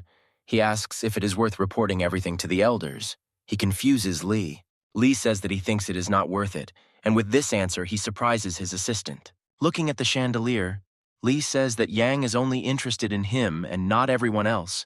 There is no point in this. As he was leaving, Lee asked not to worry, and said that he would think about his decision some more. Lee leaves, and his assistant stands there sweating and wondering if everything will really be as good as Lee thinks. Lee goes into a lonely, dark, and empty room, sits in the lotus position and crosses his arms. Lee begins to meditate, closing his eyes and lowering his head as if thinking about something very important. After a couple of dozen seconds of such practice, a white aura began to emerge from Lee, right from his back. After a few moments, Lee himself was formed from this aura, Lee standing on his feet from the aura, next to the living Lee himself. The real Lee himself smiles and says in his thoughts that it is time to start the real fight. A couple of meters away from the sitting Lee and Lee, someone's leg appears from the aura. It also consists of white aura. Next to Lee is Chairman Yang, who is also made entirely of white aura, just like Lee. Meanwhile, the events of the story take us to Ginny. She says that Lee has locked himself in his room for several days. Behind her, Khan is actively training, and she says that Uncle Yang hasn't responded to her for several days. She approaches Khan and starts yelling that it's time for him to go to school and that he should stop coming here every day. Kan says that everything is fine, but Ginny is jealous of him because she is nervous now and worried about Lee. However, Kan asks Ginny if things are really that bad, and she says that the housekeepers don't respect Lee. Next, Ginny says that after her grandfather's death, everyone in the house seems to be trying to get rid of Lee. However, here Kan asks a strange question. He asks why then did Lee decide to help him. Kan looks down, scratches his head, and says that if he were in that situation, he wouldn't be able to help anyone else. However, here Ginny says that this is not the reason at all, which surprises Kana. Ginny hits the machine and says that the reason is not Kane at all. Lee always helps everyone except himself. Ginny then adds that it is because of this character trait that Lee has taken on so many problems. However, Kan happily asks if that is why Ginny likes Lee, much to her confusion. She turns around abruptly, starts pressing on Kan's head and asking who else likes whom here. Then Ginny says that if Kan is going to train, he needs to do it properly, and not the same thing over and over again. Ginny tells Kan that he should focus not on exercising, but on controlling his energy, which surprises Kan. She says that martial arts are energy, and if Kan can't control it, everything will be useless. Kan begins to explain the process of circulation and impact to Ginny, asking if it is correct, but he greatly surprises her. Ginny looks at him, and Kan says that he learned this from the old man Lee fought back then. Kan says that the old man was cool. He stretched out his hand, and something exploded. Then Kan does the same, showing how the old man did. Ginny squeezes Kan's head again, saying that that grandfather is our enemy. Kan agrees, but says that he is still strong. Then Ginny starts talking about how they also had a master who was among the top 10 strongest. She then looks at Kan and asks him if she should show him the abilities he had. Immediately after that, Ginny clenches her fist and gathers energy in it, putting her hand in a strong punching pose. She asks Kan to watch carefully, but he is already crazy about the sight. Sparks coming from Ginny's hand. Ginny then jumps and hits the training board straight on, breaking it into pieces. Kan is in complete shock. He is crazy about what Ginny just did. He finds it hard to believe in such power. Ginny not only destroyed the stand with one blow, but also left a mark and created a powerful charge of energy around it. A shocked Kan begins to ask how she managed to do this, but she says it was a complete failure. Ginny says that it was a pathetic parody that couldn't compare to Grandpa's punch, his thunderstrike technique. Kan says that how is that possible if the stand was destroyed, but Ginny says that with real technology, there wouldn't even be a sliver left of the stand. However, Kan runs up to the strong Jinna and starts asking if he can learn this and do it like she does now. However, Ginny stops Kan, telling him to work on energy circulation and learn basic techniques and concepts. Meanwhile, the events of the story show us Lee talking to someone and saying that he will wait at the meeting. An assistant approaches Yang and asks if it was the elders. Lee replies that yes, they learned everything from Yang. The assistant asks Lee if he is sure that everything will be okay, since he even rejected the help of the elders. Lee says that he can't be sure until the end because Yan is very strong as it turns out, the results are unknown. Meanwhile, the events of the story show us Chairman Yan himself, who is being told something. He sits at a table with some men and tells them that the head of the Lee clan has just refused the help of the elders. Everyone in the hall at the table began to discuss the head of the Sunu clan and laugh at how stupid he had become. With a smile on his face, Chairman Yang places his glass on the table and says that everything is going perfectly according to plan. Chairman Yang looks into his glass and says that at this rate, the point over Lee can be put to rest at the next meeting. Meanwhile, the events of the story return us to Kanu, who is lying on the floor near the dumbbells, tired. Barely. But Khan manages to stand up and sit up. Ginny gives him water so that he can rest. She also trained, also drinks, and says that Khan finally managed to get the gist of the training. Ginny looks at the sky and tells Khan that it's late. It's time for him to go home. They say goodbye. However, right before leaving, Khan begins asking Ginny to teach him the thunderstrike technique, much to her shock. Ginny is shocked, laughs, hits Khan and says he's crazy, looking at the building nearby with a smile. A little time passes. Our hero Khan somehow makes his way home, very tired, and says that he is going to die now. However, a car passes by, the window of which begins to open, and from there a question is heard as to whether Khan is going home. It turns out that Chairman Yang is asking this question, which shocks Khan wildly again today. He says that he heard that Khan is training with Ginny, and it looks like they're done for the day. Khan is shocked by this. Yang and Kang discuss training for a bit, and then Yang asks if Kang has thought about his offer. However, Khan only calls Yan very persistent and says that he has already responded to him several times. Yang asks Kang if he knows about the Sunu clan meeting today. Kang says he heard it out of the corner of his ear. Then Jan shows Khan to the seat and asks him to sit down, under the pretext of giving him a lift to the meeting. Meanwhile, the events of the story show us some apartments where many people are drinking. They are informed that the leader has arrived, and Lee and several members of the Sunu clan emerge from the elevator. Everyone as one began to bow and say that they welcome the head of the Sunu clan here. Lee also bows, thanks, and says he is glad to meet him. And the clan members look at everyone who is here. The guy with the tattoo next to Lee turns his attention to the group of fat men who are grinning slyly at all of this. The guy with the tattoo notices that they are standing away from everyone, and the atmosphere there is somehow strange, which is not very good. Lee's assistant asks him to come to the table, but Lee's attention is distracted by something and he turns around. Lee watches Yan walking to a meeting, and Yan himself says that he apologizes. He was a little late for the meeting. Then, with a strange and sarcastic look, Yan looks straight into Lee's eyes, who in turn also looks at Yan. However, Ginny's attentiveness allows her to see a familiar face among Ian's people in the crowd. It turns out to be Khan, who clearly stands out with his clothes, and Ginny is shocked to see him among Ian's men. Ginny points her finger at him, screaming at him about what he even dared to do here, especially with Ian. Khan says that he found out about the meeting, but Ginny replies that only important members of the Sunwoo clan should be at the meeting. Kang tries to ask Yang what this means, but Yang grabs Kang by the shoulder and loudly says that Kang is a new member of the Sunu clan.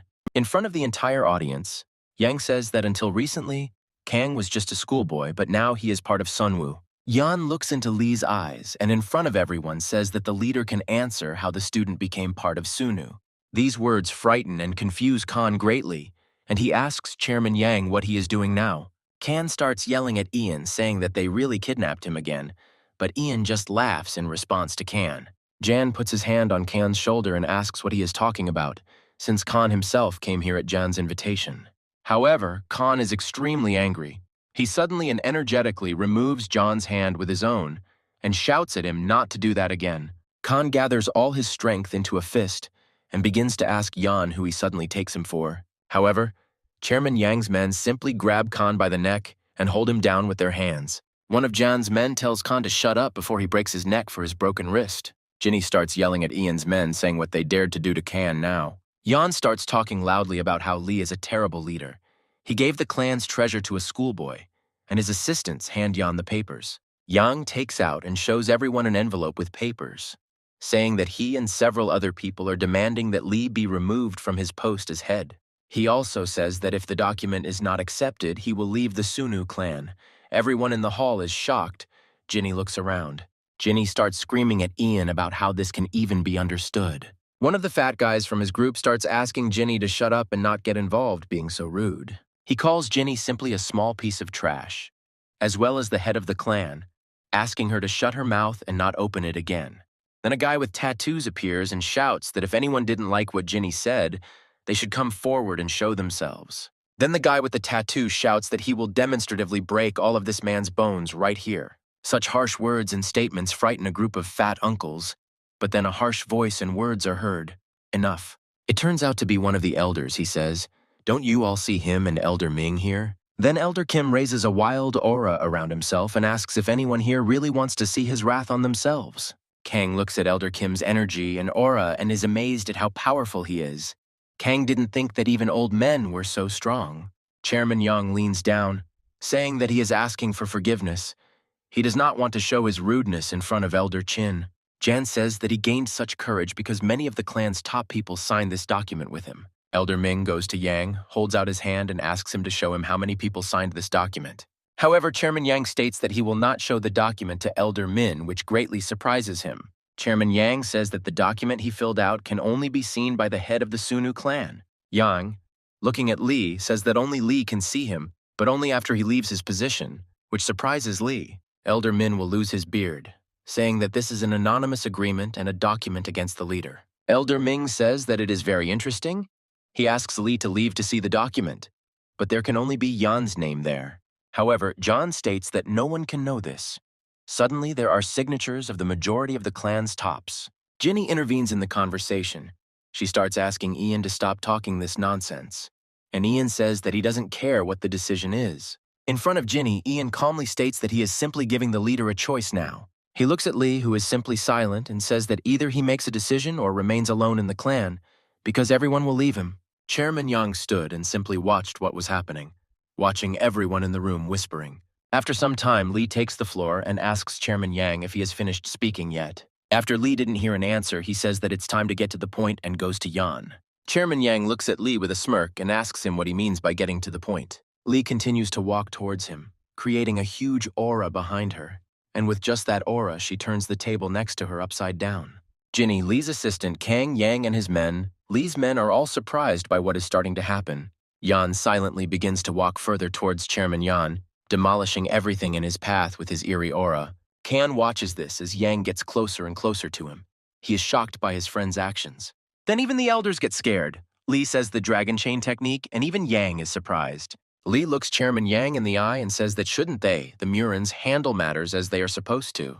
Everyone starts discussing Lee's power, but Yang quietly asks if Lee has decided to challenge him to a duel. Lee in turn turns his head, looks at the elders and addresses them as gentlemen elders. Lee tells them that he can call them as witnesses to the battle, and if he wins, he will decide the matter with the document and Yan himself. Elder Kim begins to ask Elder Min whether it is worth allowing such a fight, since the opponent is Chairman Yang himself. Elder Ming says that it is already late. Lee announced the battle in front of everyone, therefore it should happen. Chairman Min says that if this is the head's verdict, then they clearly will not argue with him. Yan says that he agrees to the duel. With the permission of the elders, he will not retreat at such a moment. Then Yan hands the document over to his assistant and heads off to meet with Lee. Yan promises that everyone will regret this, but Khan is even a little happy, seeing that he will see such a powerful fight from Lee again. Out of the corner of his ear, Kang hears the fat men say that everything is going according to plan, and Lee has jumped into this trap.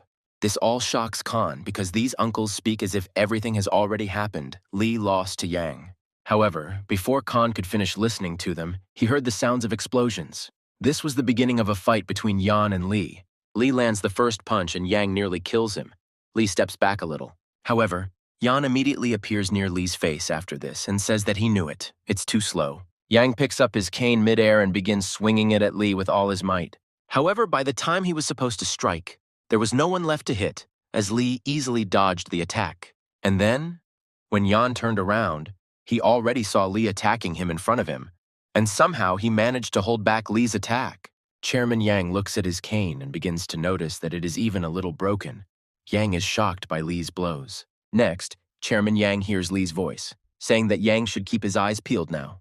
With a wild aura rising behind him, Lee says that he is going to fight seriously. Yan should be more careful. Meanwhile, Lee's arms, legs, and body begin to boil with energy and seem to be covered with it from above. However, Ian puts one foot back and says that this is great. A blue aura comes from his eyes. This whole process is a wild shock to Khan, who is still being held by the throat by Yan's men. Then Chairman Yang squeezes his cane as if covering it with an aura, and says that then, in some century, he too will warm up for himself. After Li and Chairman Yang raised their powerful forces, everyone became very tense again and looked at them. Even the fat uncles, who had recently been confident of John's victory, became tense. Li begins to notice something, but he continues to silently look into Ian's eyes, as if thinking about something. Some strange feeling also came over Khan. He began to watch how Yan seemed to change inside. Then Khan looks at Li and thinks that a serious fight will probably begin between them now. All this is also observed by Li's assistant, who remembers that as a child, everyone thought that Yang would surpass everyone in the clan in strength. The assistant recalls how he recently told Li about Yang's techniques and how he lost his leg a long time ago, but was very strong. Then, a couple of days ago, during training, Li and his assistants were discussing Yan's strength, remembering that he has a prosthetic leg, which is very fast. The events of the story take us back to the battle. Chairman Yang moves at a wild speed around the hall. Li recalls the words of his assistant. Yang begins to strike Li with his cane, and Li also remembers his assistant's words about the danger of this cane in combat. The fight is on. Jan moves around the room at a wild speed. His prosthesis is very controllable, and his cane is very powerful. Next, Yang strikes with his technique, which he made for his cane, and Li can only dodge constantly. Blow after blow, Li simply dodges. As soon as he wants to attack, Chairman Li's cane immediately stops him.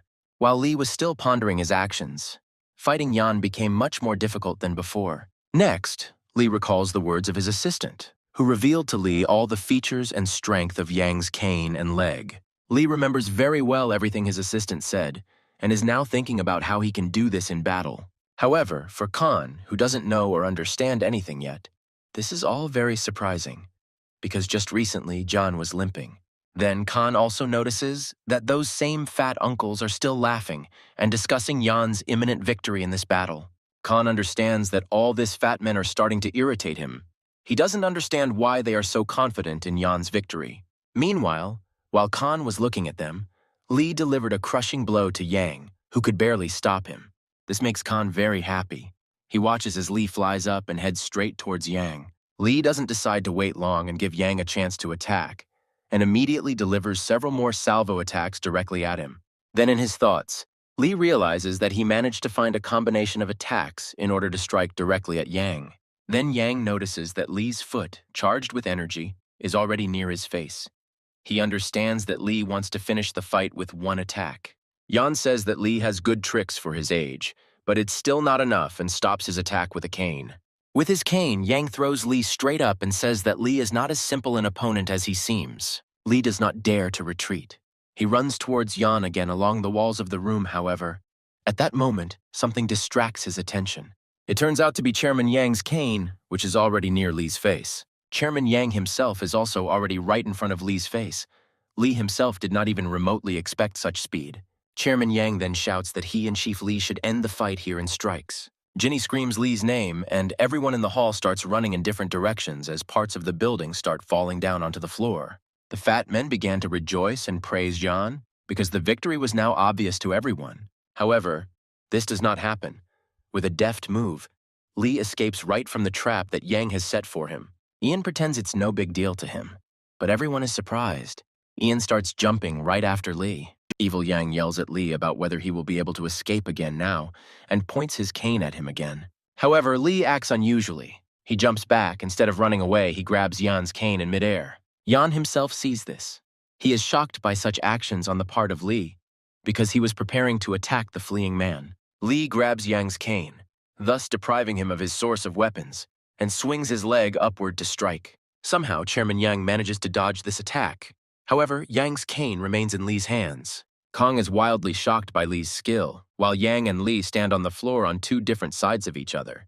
With a calm face, Li holds Yang's cane and says that he let his guard down, which is pretty bad for him. After which, with a very powerful attack, Li takes Yang's cane and directs it straight towards the floor, breaking through it. Everyone in the room is in complete shock because many were told that Jan would win right away, and now everything is changing. With a cold face, Li looks at Chairman Yang and says that the precious weapon can no longer be used. Ian keeps his cool, saying that it was a good idea to restrain Ian and take the weapon, Lee coldly approaches Chairman Yang and asks him if he wishes to continue the fight. However, there was no response from Yan at all. He only stood and grinned sarcastically into Lee's eyes. A moment after his smile, Yang appeared at Lee's side and launched a blast of energy straight into Lee's body. Kan looks at this. His mouth opens in surprise, because he didn't expect that Yang would continue to attack after all this. Yang decides to take action further. He strikes again, sending Lee lying in the rocks. Following this, Chairman Yang charges his prosthetic with energy. It glows, and he flies straight into Lee's face with his knee.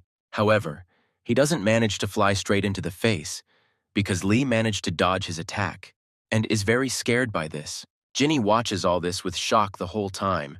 She is very scared because she sees that Ian is seriously trying to kill Lee. The elders are discussing the same issue among themselves. They find it hard to believe that Yang is trying to kill Lee here. After Lee dodges, Yang addresses him, saying that his cane is not really a weapon, and then Jan removes the energy and stone fragments from his prosthesis, showing it to everyone. He slams his prosthetic on the floor and talks about how the cane is a kind of limiter for his iron thunderleg technique. Chairman Yang looks at Lee with a smile and says that he tried to restrain himself, but now everything will be different. Our main character, Khan, continues to watch all this in shock, believing that Yan is some kind of cyborg. Ginny and the guy with the tattoos are also watching the fight, and Ian asks if Lee wants to continue fighting him now. Shocked by all this, Ginny tries to hesitantly shout, "No," but her words are interrupted, and Lee interrupts her with a soft smile on his face, saying that he can't wait for this. The fight continues, but now it is gaining new momentum because both opponents will be acting at their limits. Chairman Yang only stamps his foot for a moment, but immediately disappears from sight, shocking Lee. In an instant after that, Yan's body flies past L at great speed, but Lee dodges. Khan sees this and opens his mouth in shock, but he doesn't understand why Yang didn't strike Lee back then. However, Lee understands that the blow was one of the most powerful techniques of the Sunu clan. The technique, illusion of afterimage. And here comes the blow itself. A huge surge of blue energy from Chairman Yang reaches Lee. The technique works like an illusion. Sweat is pouring down Khan's body. He can no longer hold back his scream because attack after attack, Yang shocks everyone in the hall with his strength.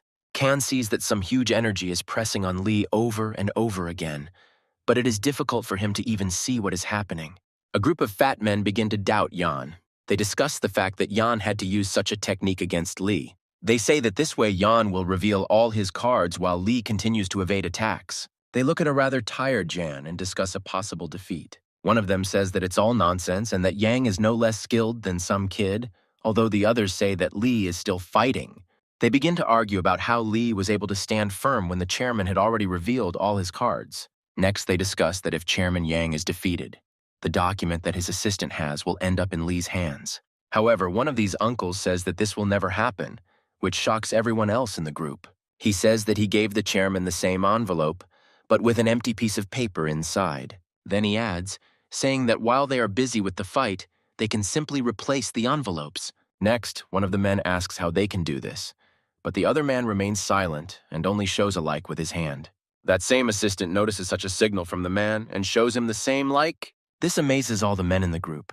They are delighted with how thoughtful and savvy their partner is. However, everything is not as simple and easy as it seems at first. Khan notices that something is wrong in the group of these men. And then Khan watches as one of them approaches him and does something behind his back, as if something was happening to me. Khan takes a closer look and sees that the man is hiding one of the envelopes that Yang showed him at the beginning in his bag. Then Khan notices that after changing the envelopes, this guy with the bag simply started leaving. Khan starts shouting for everyone to wait and saying that something happened there while looking at him. Khan starts shouting that they just switched the envelope, but the guard tries to shut Khan up. Here, Ginny and the guy with the tattoo were distracted from the fight by Khan, and Ginny began to shout with requests to let Khan go quickly. However, they responded to Ginny by telling her that if she came, they would break Khan's arms, but at that moment, Khan decided to run away. Yan's guards noticed this and restrained Khan, pressing him with their bodies. However, Khan does not decide to tolerate this. He breaks away from them with a charge of energy and screams to be let go.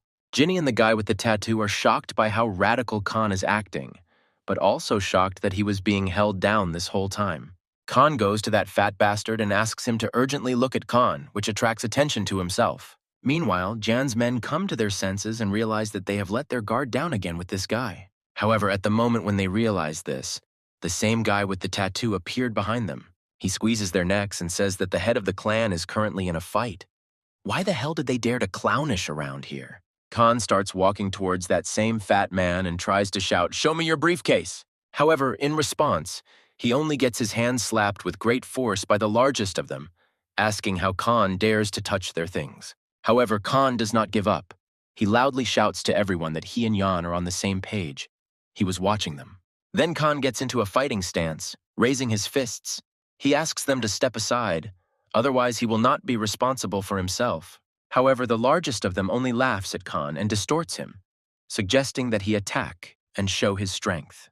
Khan begins to clench all his strength into his fist and talk about how they won't regret it later. Khan strikes, shouting the technique of thunderous skies, which shocks everyone, but the big guy, although scared, stopped the strike. However, after the blow, he shamefully starts yelling at Khan, saying that there wasn't even any other equipment here. What a ripoff. However, Khan himself only turns away and begins to shout Ginny's name, begging her to help him. And literally the next moment, after Khan called Ginny to help, she appeared with that very technique. She applied this technique directly to the body of a huge, healthy man, which greatly delighted everyone, and threw him aside. Everyone around them opened their mouths in shock. They can't believe that Ginny just used a heaven-shaking strike. Even after the blow, they don't believe that this is Elder Kwan's technique, and that Ginny's skills are already so high for such techniques. However, even after such a powerful blow, Ginny blows into her fist and says that unfortunately she failed again. Meanwhile, Khan immediately runs up and grabs the briefcase that was standing next to the man. However, the attention of Khan with the briefcase and Ginny is interrupted by sharp screams behind them, as if in pain. Turning around, they see Chairman Yang once again launch a stream of energy straight at Lee, thereby throwing him back. The chairman shouts that it is time to end everything that is happening here. Lee is shocked by all of this. Immediately after this, another attack comes to Lee, which makes a lot of wounds on his body. Lee sees that Yan's attacks have increased several times. Immediately after this attack, Lee notices that Chairman Yang is about to attack again and picks up speed under his foot. The next moment after this, the chairman's foot lands right in front of Lee's face, who looks on in shock. Lee is in such a wild shock for the first time. He understands that it is simply almost impossible to contain the chairman's attacks. After this attack, the chairman returns to his seat, and Lee's body is thrown far into the air by a huge wave. Everyone is in complete shock from this, both the people from the clan and Khan and Ginny, who are very worried about Lee. The elders also look and understand that this could be the end already because the attack was very strong. Chairman Yang turns his head and looks up with a sly smile, saying that he warned that it would be very dangerous. However, here Lee appears. He is standing on the wall of the building. There is fire under his feet, and there are traces of blood in many places on his body. Chairman Yang looks at all this with surprise and even fear, having never imagined that such a thing would happen.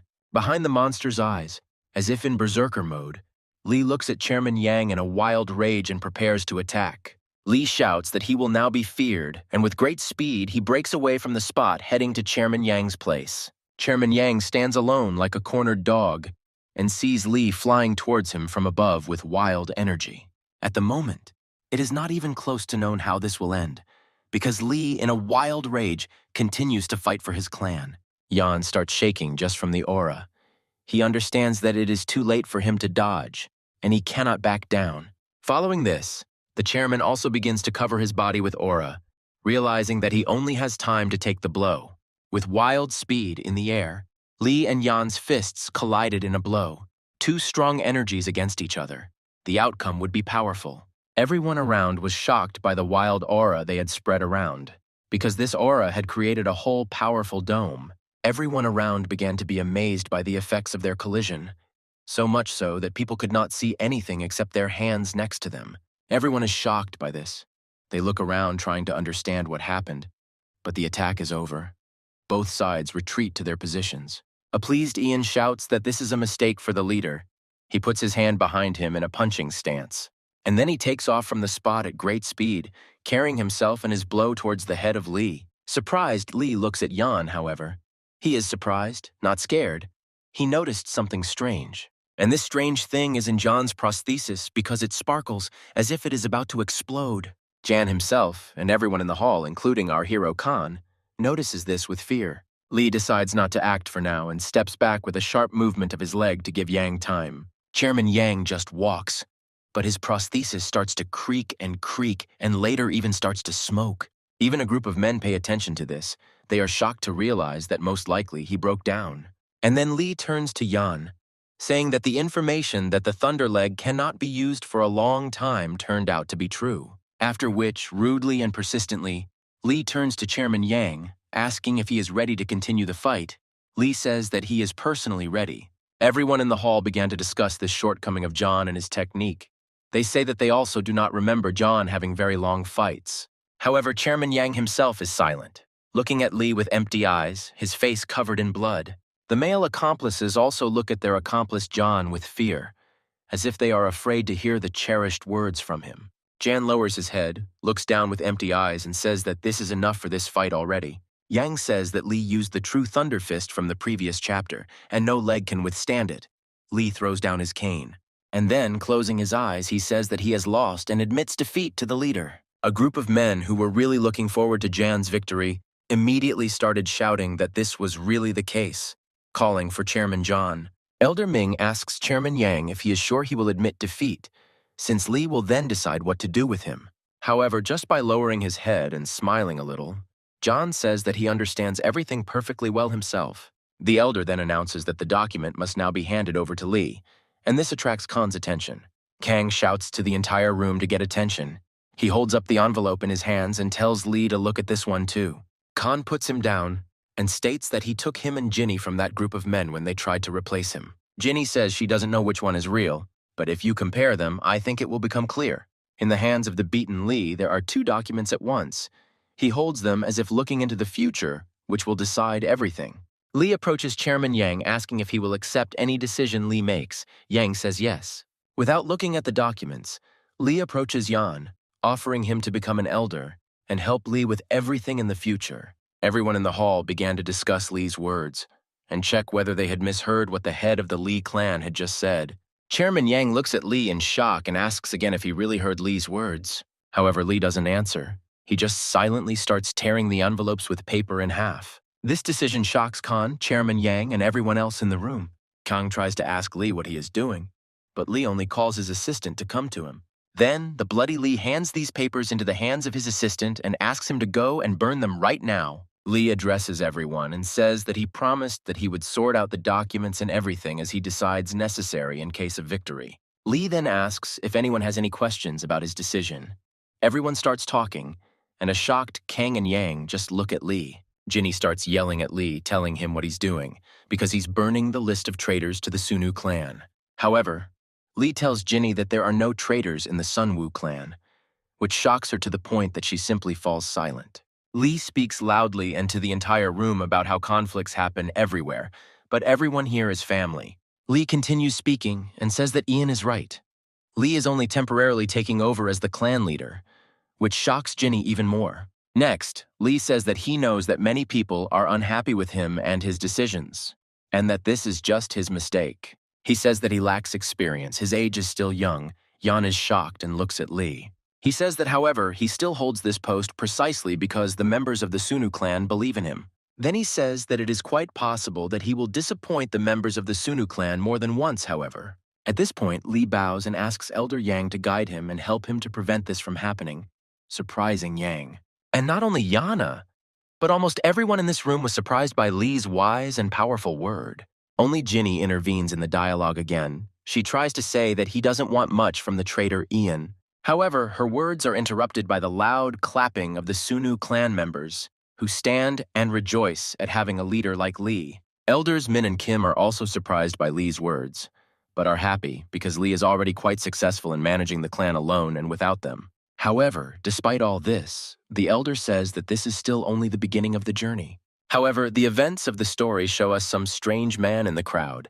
He takes out a strange device from his jacket. It turns out to be a small hidden camera, with the help of which he begins to take pictures of what is happening. After which, the events of the story also show a room in which a certain man sits and watches the situation in the hall through cameras. Afterwards, they show the man again sitting in a chair. He smiles bloodthirstily and laughs. He looks at Lee through the camera, raises his glass and says he's glad to see the Dragon Slayers return. And then, while sipping whiskey, he says that soon the news about the return of the head of the Sunu clan will spread throughout all of Murimu. The events of the story take us back, showing one of the group of men who supported Ian. He says that it is a fiasco, adding that not only did John's plan fail at the last moment, but they were also caught when they were about to leave. They discuss among themselves everything that happened, trying to find the culprit among each other. One of them says that no matter what, he doesn't understand Master Jan's loss because he is so strong. They discuss the possibility that John lost on purpose, since his fortune is 3 times greater than theirs combined. They discuss what Chairman Yang can do to them now.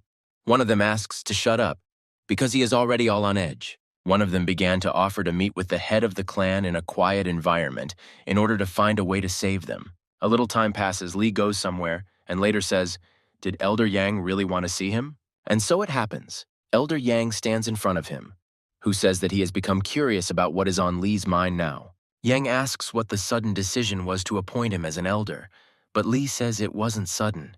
He had been choosing for months. Lee shocks Yang by saying that Elders Min and Kim recommended him. Yang wants to say something against it.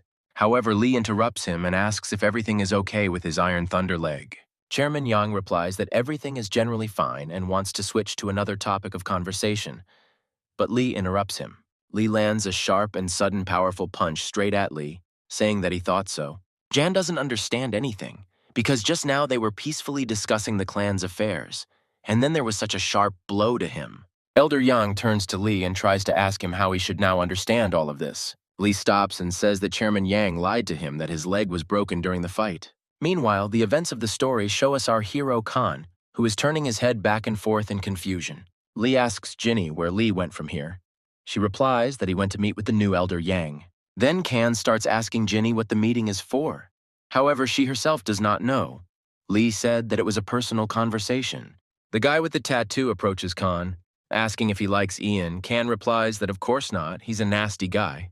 Kan talks about how he just fought Lee in case there is an emotional clash, but Ginny interrupts Kan, saying that they are not children.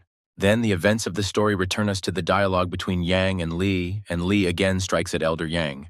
Immediately after the next blow, Lee activates a berserker mode. His eyes and mouth are white, and he rushes towards Yan. Ian notices that this is a fatal blow technique and activates another very powerful technique with his energy. Their hands cross in battle again, just like then, but now much stronger, and neither of them gains the upper hand again. After such a large amount of energy comes into contact, an explosion is expected to occur, which throws them both aside. The surprised Elder Yang shouts at Chief Lee, asking what he suddenly decided to do.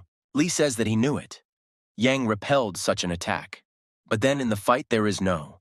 Yang asks if Lee really strikes such a blow to test Yang's strength. However, as it turns out, no. Lee admits that this is the technique of the Yanwan clan and not his or Sun Wu's. Lee looks at his hand and says that he couldn't use it in battle because he would have had to use the Sunu clan's techniques.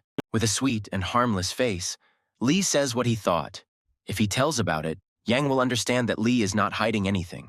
Yang asks how Lee knew he was hiding techniques. Lee explains that he saw it with his spiritual abilities. Lee explains that his spiritual abilities allowed him to create all of Yang's attacks in his head, thereby learning them. Afterwards, Lee studied all of this and came to the conclusion that Yang's abilities were almost at the level of Elder Quan. And then Lee realized in battle that a man like Yang, with such techniques, could not lose to Lee in battle. However, Yan only denies this, saying that Lee overestimates him and that he has nothing to be so proud of. Then Lee tells Yan that he really had nothing to be proud of in that duel, where he could have lost everything at once. Lee then goes to Yang, saying that in his opinion, Yang was just trying to figure out the traitors of the Sunu clan. Lee also adds that Yan's ultimate idea was to publicly announce their names at the meeting. However, Yang only smiles, saying that the world is not as romantic as Lee sees it for himself. Yan talks about how there is a lot of money in the Sunu clan's house, and why shouldn't he reach out for it like many others? However, Lee only responds to Yang by saying that from the other 2 elders, he learned something valuable about Yang. Lee says that he knows that Yang grew up in the house of Old Man Quan, and that he was like a father to Yang. Then Lee adds, saying that it is impossible for such a person to betray the Sunu clan because of some money. Elder Yang stops making excuses and asks Lee why he tore up and burned the papers back then. Lee says that it is not reasonable to announce such things. It is impossible to get by with simply replacing people in such a large clan. Lee says that it is also worth considering the time and effort spent on all this, which also costs a lot. Lee said that making quick decisions would show Sunu as a weak clan. Yang says there is logic in the words, but there is one point. Ian says that they can't just turn a blind eye to this. Lee agrees, and says that this is what Ian is for because he has become close to them during this time. With a sweet face and sincere hope, Lee says that he trusts these people to Yan and asks for help in solving the clan's problems. Such words, speculations, and decisions were even able to touch Elder Yan, because he did not expect that it would turn out like this. After all this, Yan asks Lee if he really came up with all this himself, or if someone is helping him with this. Lee admits honestly that he has an advisor, but then Yang tenses up and says that everything is clear. Yan says that it is obvious that the advisor is Kana Sera from the Milyan clan, who Lee has been communicating with. Yan starts yelling at Lee, saying that what already exists cannot be changed, but talking about this with another clan is wrong. However, Lee sweetly replies to Elder Yan in the wind that Yan should not forget that Lee himself is an outsider in the clan. Elder Yang grabs Lee and starts yelling at him not to say that again. The master trusted him with his life. Then, very tensely, Elder Yang says that no one would consider a person like Lee a stranger. Lee is surprised at first, but then crosses his sweet smile and thanks Yan for all of this. Lee then adds, complimenting Ian, that he has very dexterous hands, which surprises Ian. Lee says that if Yang had attacked, Lee wouldn't have been able to dodge, but Yang apologizes. Immediately after this, Yang crosses his arms and asks to introduce himself to Lee as Elder Yang. Lee also bows and says that he relies on Elder Yang with all his heart. However, their conversation is interrupted by the appearance of Jinny and Khan, who ask if they really fought here again. The clan leader Lee, as well as Elder Yang, are surprised by their appearance. Lee asks what they are doing here. Jinny starts yelling at Lee and Ian, asking what's wrong with both of them, if they decided to play kindergarten here. Lee responds by saying that they were just having a conversation. Ian adds that Jinny has no reason to worry about it. The events of the story take us to Elder Yan's car, his people asking if he's okay. However, Elder Yang replies that he is fine. Although he is mistaken, he is even very happy now. Then he adds that he wanted to check the person, but in the end they checked him, which surprises his people. Looking out the window, Elder Yang says that he now understands for sure what the leader saw in Lee. The driver turns to Elder Yang and asks what he means, and he replies that they just need to wait. Elder Yang says that as long as they are alive, the Sunu clan may undergo the greatest change in its history. However, their dialogue is interrupted by the opening of the door. Kan gets into their car and closes the door behind him. He starts talking about how since they kidnapped him this morning, they should take him home now. One of Chairman Yang's men turns around and is rude to Kan, asking him to leave, but Elder Yang asks him to stop. John stops them, saying that they, like Kan, can consider this just a night trip around the city. That's exactly what's happening. Elder Yan's car is now driving away right through the city. Meanwhile, a tense Kang sits in the car and stares eternally at Elder Yan. Yan notices that Kan is very tense and asks him if he has anything he wants to tell Yan. Yang hears these words and loudly asks Elder Yang what he and Lee talked about today. Next, Yang turns to Kan and asks if he really wants to know what Chief Lee is interested in. Such a sharp and direct question surprises Kan. He asks what it is. John answers that everyone knows it.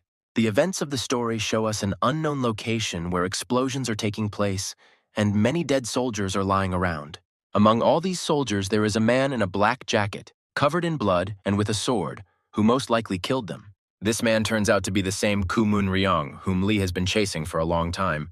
The events of the story show us the elder of another clan, the ghost of the grandfather. He is shown footage of Kumun Ren. Next, the old man's assistant says that Kumun Ren has a lot of clients all over the world. He moves around without stopping. Next, the old man asks his men if Kumun Ren left any clues, and his assistants say that there is nothing. However, they say that the Shadow Warriors group he is in already has a significant international force. The old man's assistants say that he already has international agreements, and it is difficult to investigate something like that. The old man looks up and doesn't even know how to react, because it's very difficult to fight against someone like that. The assistants say that the Murims must intervene, or the barrier between them and the ordinary world will be destroyed. However, the old man puts down his tea and says that there is no need to worry, because there is a union for that. Now the old man is talking to that same manager. He asks if the old man is by any chance connected to the Sunu clan. The manager says that the Sunu clan has been very aggressive lately and may not form an alliance with everyone. However, the old man says that there is no need to worry. He knows Chief Lee well and Elder Yan even more so. Meanwhile, the events of the story return us to Elder Yan, who talks about the clan's profit for the year. Lee asks in front of all the elders why the Heijun Company's profit is so low, even compared to last year. Elder Yang says that Lee missed the point about overseas investment, which is also very important. Lee and Elder Yang continue to discuss economics, but then a voice interrupts them, asking for forgiveness, and they pay attention. This is Elder Ming. He says that 2 hours have already passed.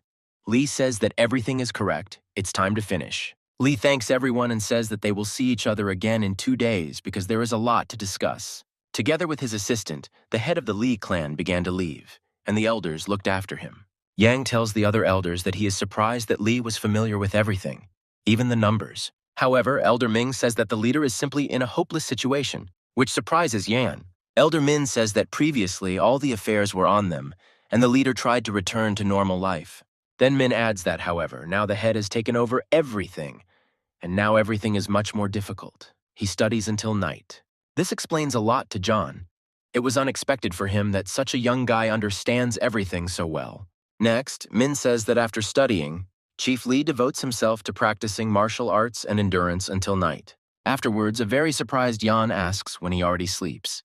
But Min replies that according to his assistant, he hardly sleeps. Elder Ming says that he spoke with Chief Lee and his assistant, but he doesn't want to listen at all. Elder Ming adds that he thinks the leader is working very hard, which gives Yan a lot to think about.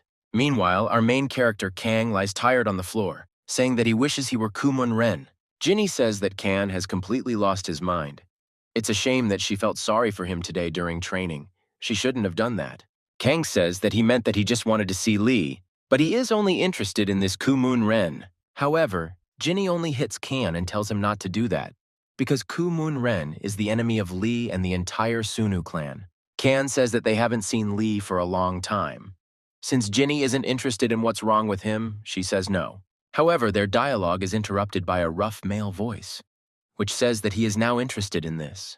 It turns out to be Elder Yang, who says that he heard that Ginny and Kang train hard every day. Although this makes them both happy, Kang asks with a little apprehension what Elder Yang is doing here. However, he says with a smile that he would simply like to reward them for such great efforts. This makes both Kana and Ginny very happy, but it also surprises them quite a bit, because this is the first time this has happened. Some time passes, we are shown the head of the Sunu clan.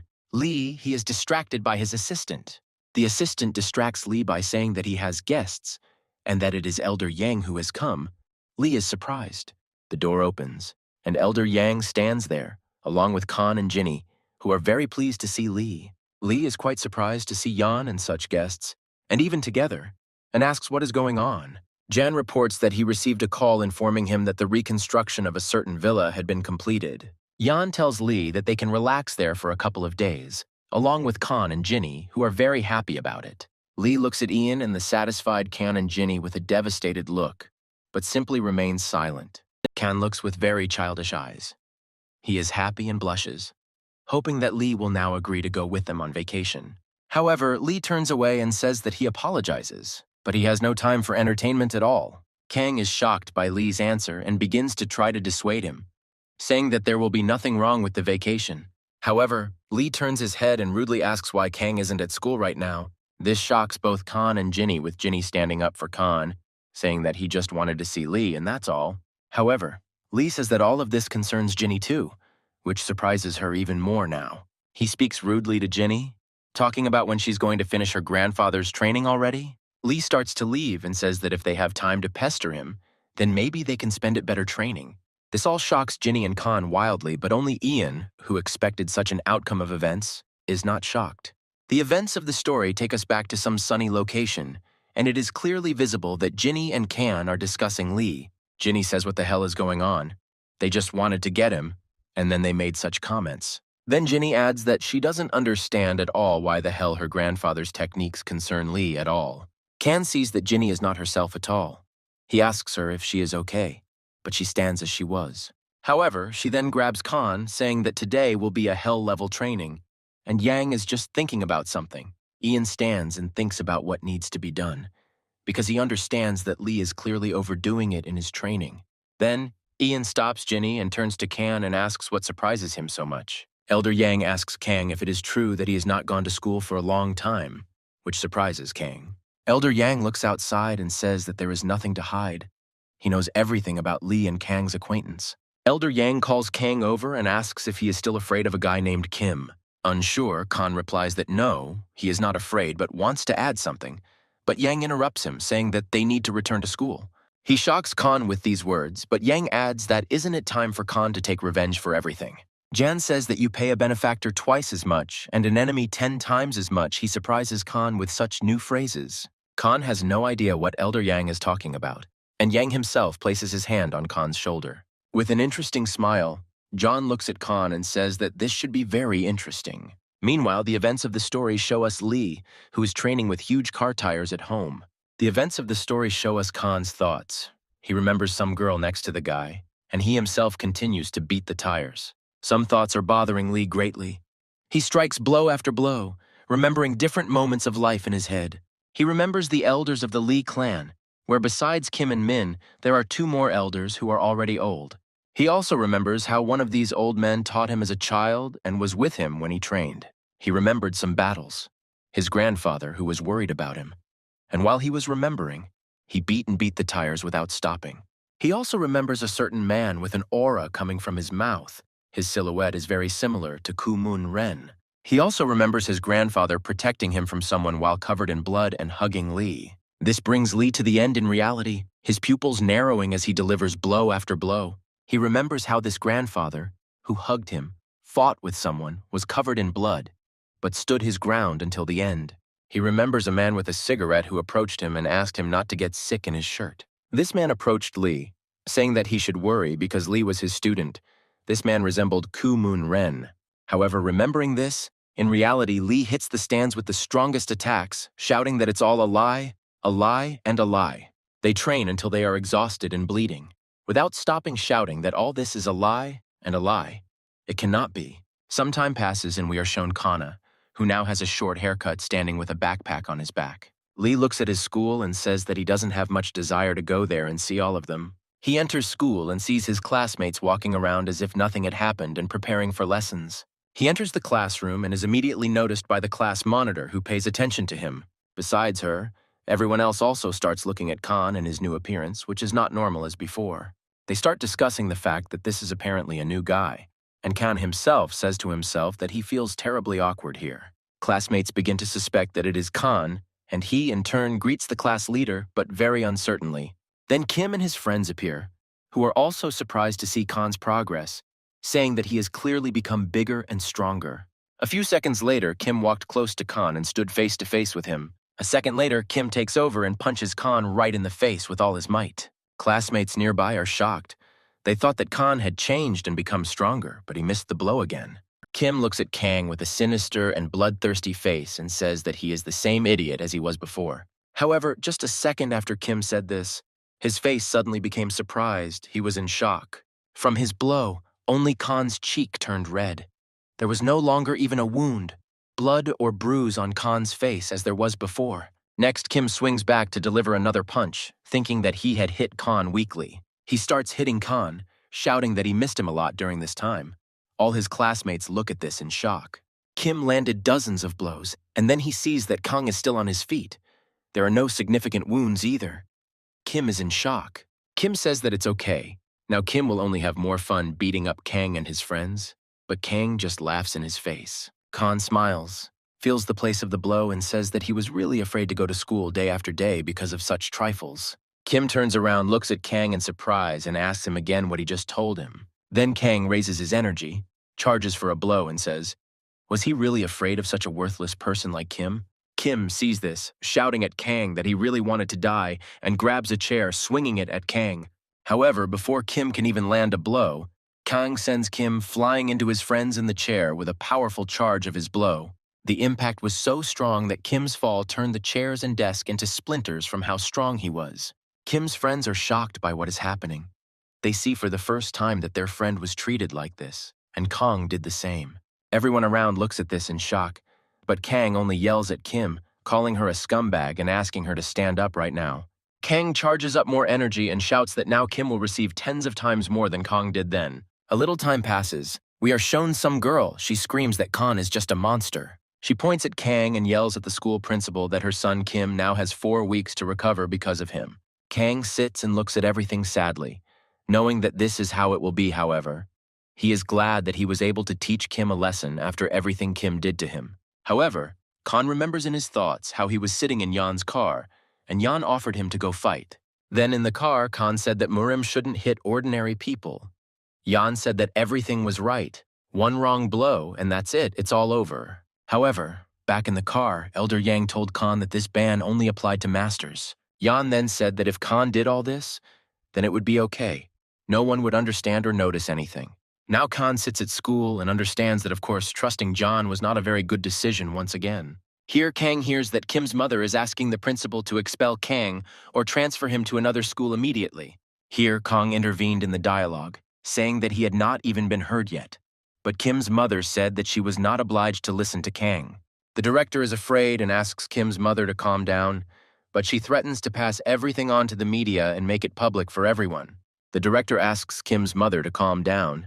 He called a certain guardian Kang here, but Kim's mother does not understand what kind of guardian he is. Kang lives with his mother. The door to the classroom opens. A rough male voice asks for forgiveness, and the face of the principal and Kim's mother is very surprised. Yang appears in the office with his security. He turns to Kim's mother and asks if she is his mother. Kim's mother, very surprised and uncertain, asks him who he is, and the director adjusts his glasses in shock. Elder Yang declares that he is Kang's guardian, surprising the director and Kim's mother, as well as Kang himself. The director starts to double-check the data, and Kim's mother starts shouting that if she understood correctly, then Yang is the father of this child, meaning Kang. Kim's mother says that because of Kang, her son is in a terrible state, but Yang interrupts him and says that her son always beat Kang up before. She starts yelling at John, saying that she is the injured party here, but John interrupts her, asking the secretary to give her the documents. Yang shows Kim's mother documents from the hospital where Kang was seen more than once after her son beat him. She starts screaming that she's being taken for a fool. Where is the evidence that this is her son? But John again simply calls his secretary. The secretary shows her old videos of Kim and her friends beating up Kang behind the school every day. Jan begins to talk about how the injuries that day were so serious that Khan could have been fatal. Yang provides further evidence by saying that Kim also used a bladed weapon against Kang. However, in response, Kim's mother only screams that Yang really wants to say that Kang is right and Kim is to blame for everything. However, immediately after her words, she began to point her fingers at Jan, asking if he knew who her husband was. Jan says that she knows more than anything because her husband is a lawyer in Jan's company, so he knows everything well. These words of Elder Yan frighten Kim's mother to death. She doesn't know what to say and only asks again. Yang forgot that he forgot to introduce himself. He says his name and says that he is the head of Sungjae's company. The shocked director immediately began to suck up to Yan, and Kim's mother stands in shock at what is happening now. All this also shocks Khan, because the director says that he saw John on the covers of a magazine. Khan did not know that John was really a businessman. Yan puts his hand on Khan's shoulder and says loudly in front of everyone that he and Khan are one family. Ian continues by saying that when he found out about everything that was happening, he decided to personally visit the school and resolve everything. Then Yang says that their first demand is an apology from Kim himself to Kang. Such words of Yang shock Kang. Then Yan says that their second demand is to transfer Kim to another school, because Khan might not be happy to be in the same class with him. Then John finishes by saying that if the situation is still not clear, it would be better for her to discuss it with her husband at home. Jan says that he is confident that her husband will not want to lose the business because of this incident. She shuddered at this. A little time passes. Khan and Yang are standing in the schoolyard. Khan says that he didn't think that the problem would be solved so easily. However, Kana and Yana are stopped by the school principal, who calls them out, addressing both of them. The director goes outside and announces that the school's general director wants to meet with Chairman Jan. Chairman Yang and Kang went up to the CEO's office, where Kana Sarah stood before them. Shocked, Khan doesn't know what to say. He didn't know that the real principal of the school was Khan Sarah. Ian immediately addresses her, saying that she apparently knew that Ian would come to school today. She says that she only assumed it after seeing the news about the incident between Kang and Kim. John says that it was a good idea for her to discuss the affairs in Murim here, so as not to attract the attention of other clans. Here, Khan realizes that John was using him again, even though he actually helped him. Kanasera addresses Yang, saying that it is obvious to her that Yang is here because of the head of the Sunu clan, Lee. Yan says that you can't bring the head to the grave. That's right. With his words, he shocks Khan. Here, Khan is very shocked because he did not expect to hear this. What kind of grave are we talking about? The events of the story show us Lee, who is training very hard at this moment because he is very angry about something. Meanwhile, near Lee's villa, his assistant and some guy with long white hair are walking. Assistant Lee tells this guy that he is always welcome here. Maybe he has already decided to join the Sunu clan. However, he says that he is more comfortable alone. The assistant points him to the house where Lee trains. He thanks him for this. When he entered, he saw that Lee was there, who was actively training, and the guy immediately greeted him. This guy immediately started waving his hand at Lee and calling him by name, which indicates that they already knew each other. Lee also greets him, calling him Jigong. He wants to say something but suddenly falls silent. Without finishing his sentence, he looks at Lee and realizes that something has changed. He's surprised by Lee's new appearance. The guy turns to Lee, asking why he invited him and to such a very large mansion. He doesn't give direct answers to the guy's questions, and only says that the sword and uniform are in the next room, which surprises him. The guy yells at Lee, saying that he was only hoping to hang out with Lee and that red-haired girl, meaning Ginny. Lee smiles and asks him to be his friend and help Lee as he is currently practicing a new technique. This surprises this guy very much. He did not expect that Lee would have such requests for him. He turns to Lee, saying that so be it, he will help, but he will not spare, and immediately warns Lee about this. Meanwhile, we are taken back to Khan and the situation at school. Khan is still in shock from what Yang just said. With his shock, he interrupted Yan, who made a remark, saying that now he was talking with Kanasera, and Kana was interrupting them. Elder Yang asks Khan to be careful because in Murim this could cause great anger among many. However, Kanasera says that she also doesn't really understand what Elder Yang means now. Kanasera looks at her office and says that she rarely sees Lee lately, and only calls him. However, Elder Yang says that Lee trains to the point of exhaustion, and then does paperwork. Next, Lee says that recently he has been practicing the Yvonne clan's soul source technique for days on end. Jan says that Kanasera has learned this herself, and knows how much energy it takes for the body. He turns to Kana, looking at her, and says that what kind of body can withstand such training when he hardly even sleeps. Yan says that Chief Yan is not okay, and if he continues this kind of training, then we can prepare for the worst. Kanasera says that in this case, Lee will either die or make his body disabled. Her words scare Kan to death.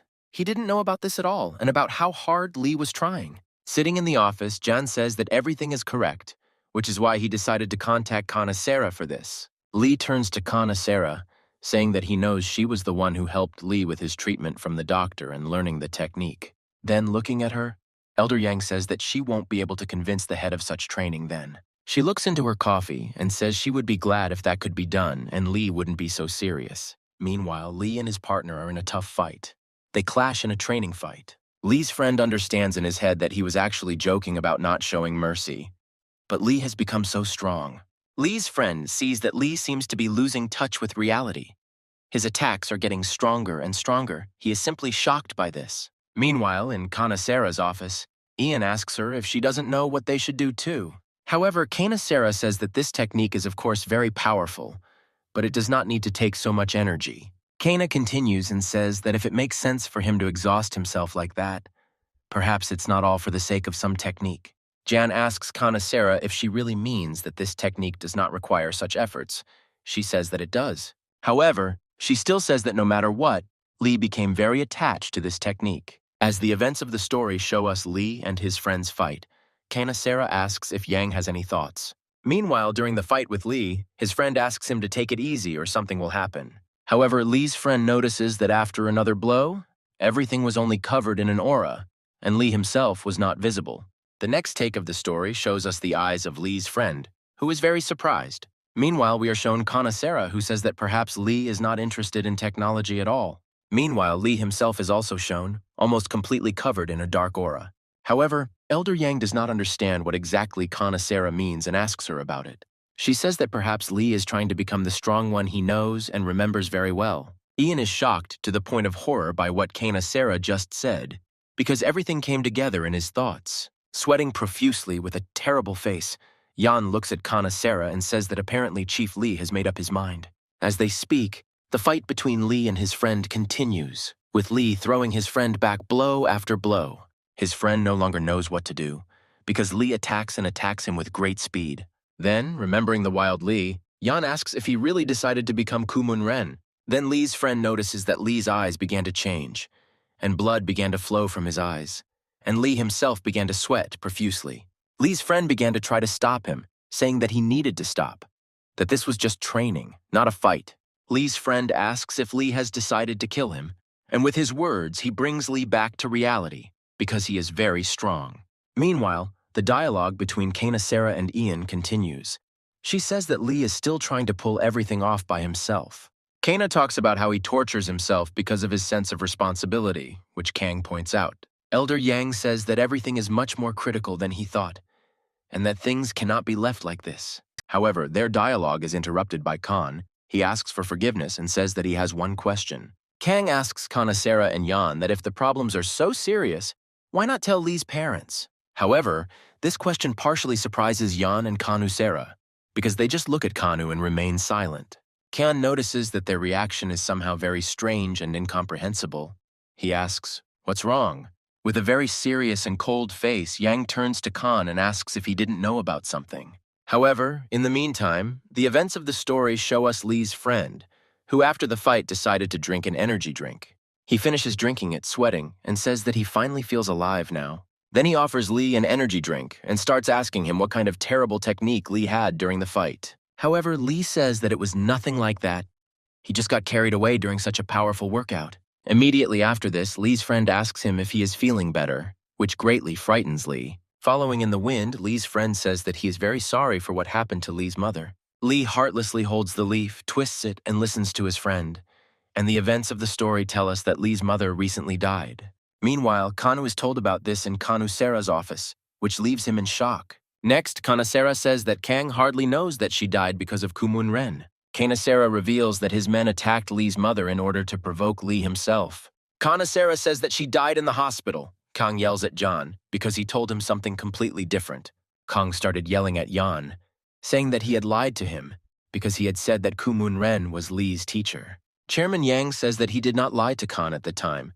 However, he left out one point. Yan says that Kumun Ren is the enemy of everyone in the clan, and in general the person who can create the collapse of Murim.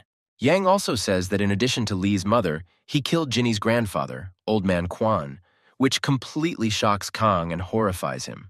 And then Kang remembers Jinny's angry reaction when he said that he wanted to be Kumun Ren. Yan addresses Khan, saying that he follows the leader so well, but didn't even know about his worst enemies. Yan says that Khan knows about Lee only from a few words from other people. These words infuriate Khan, but he understands everything.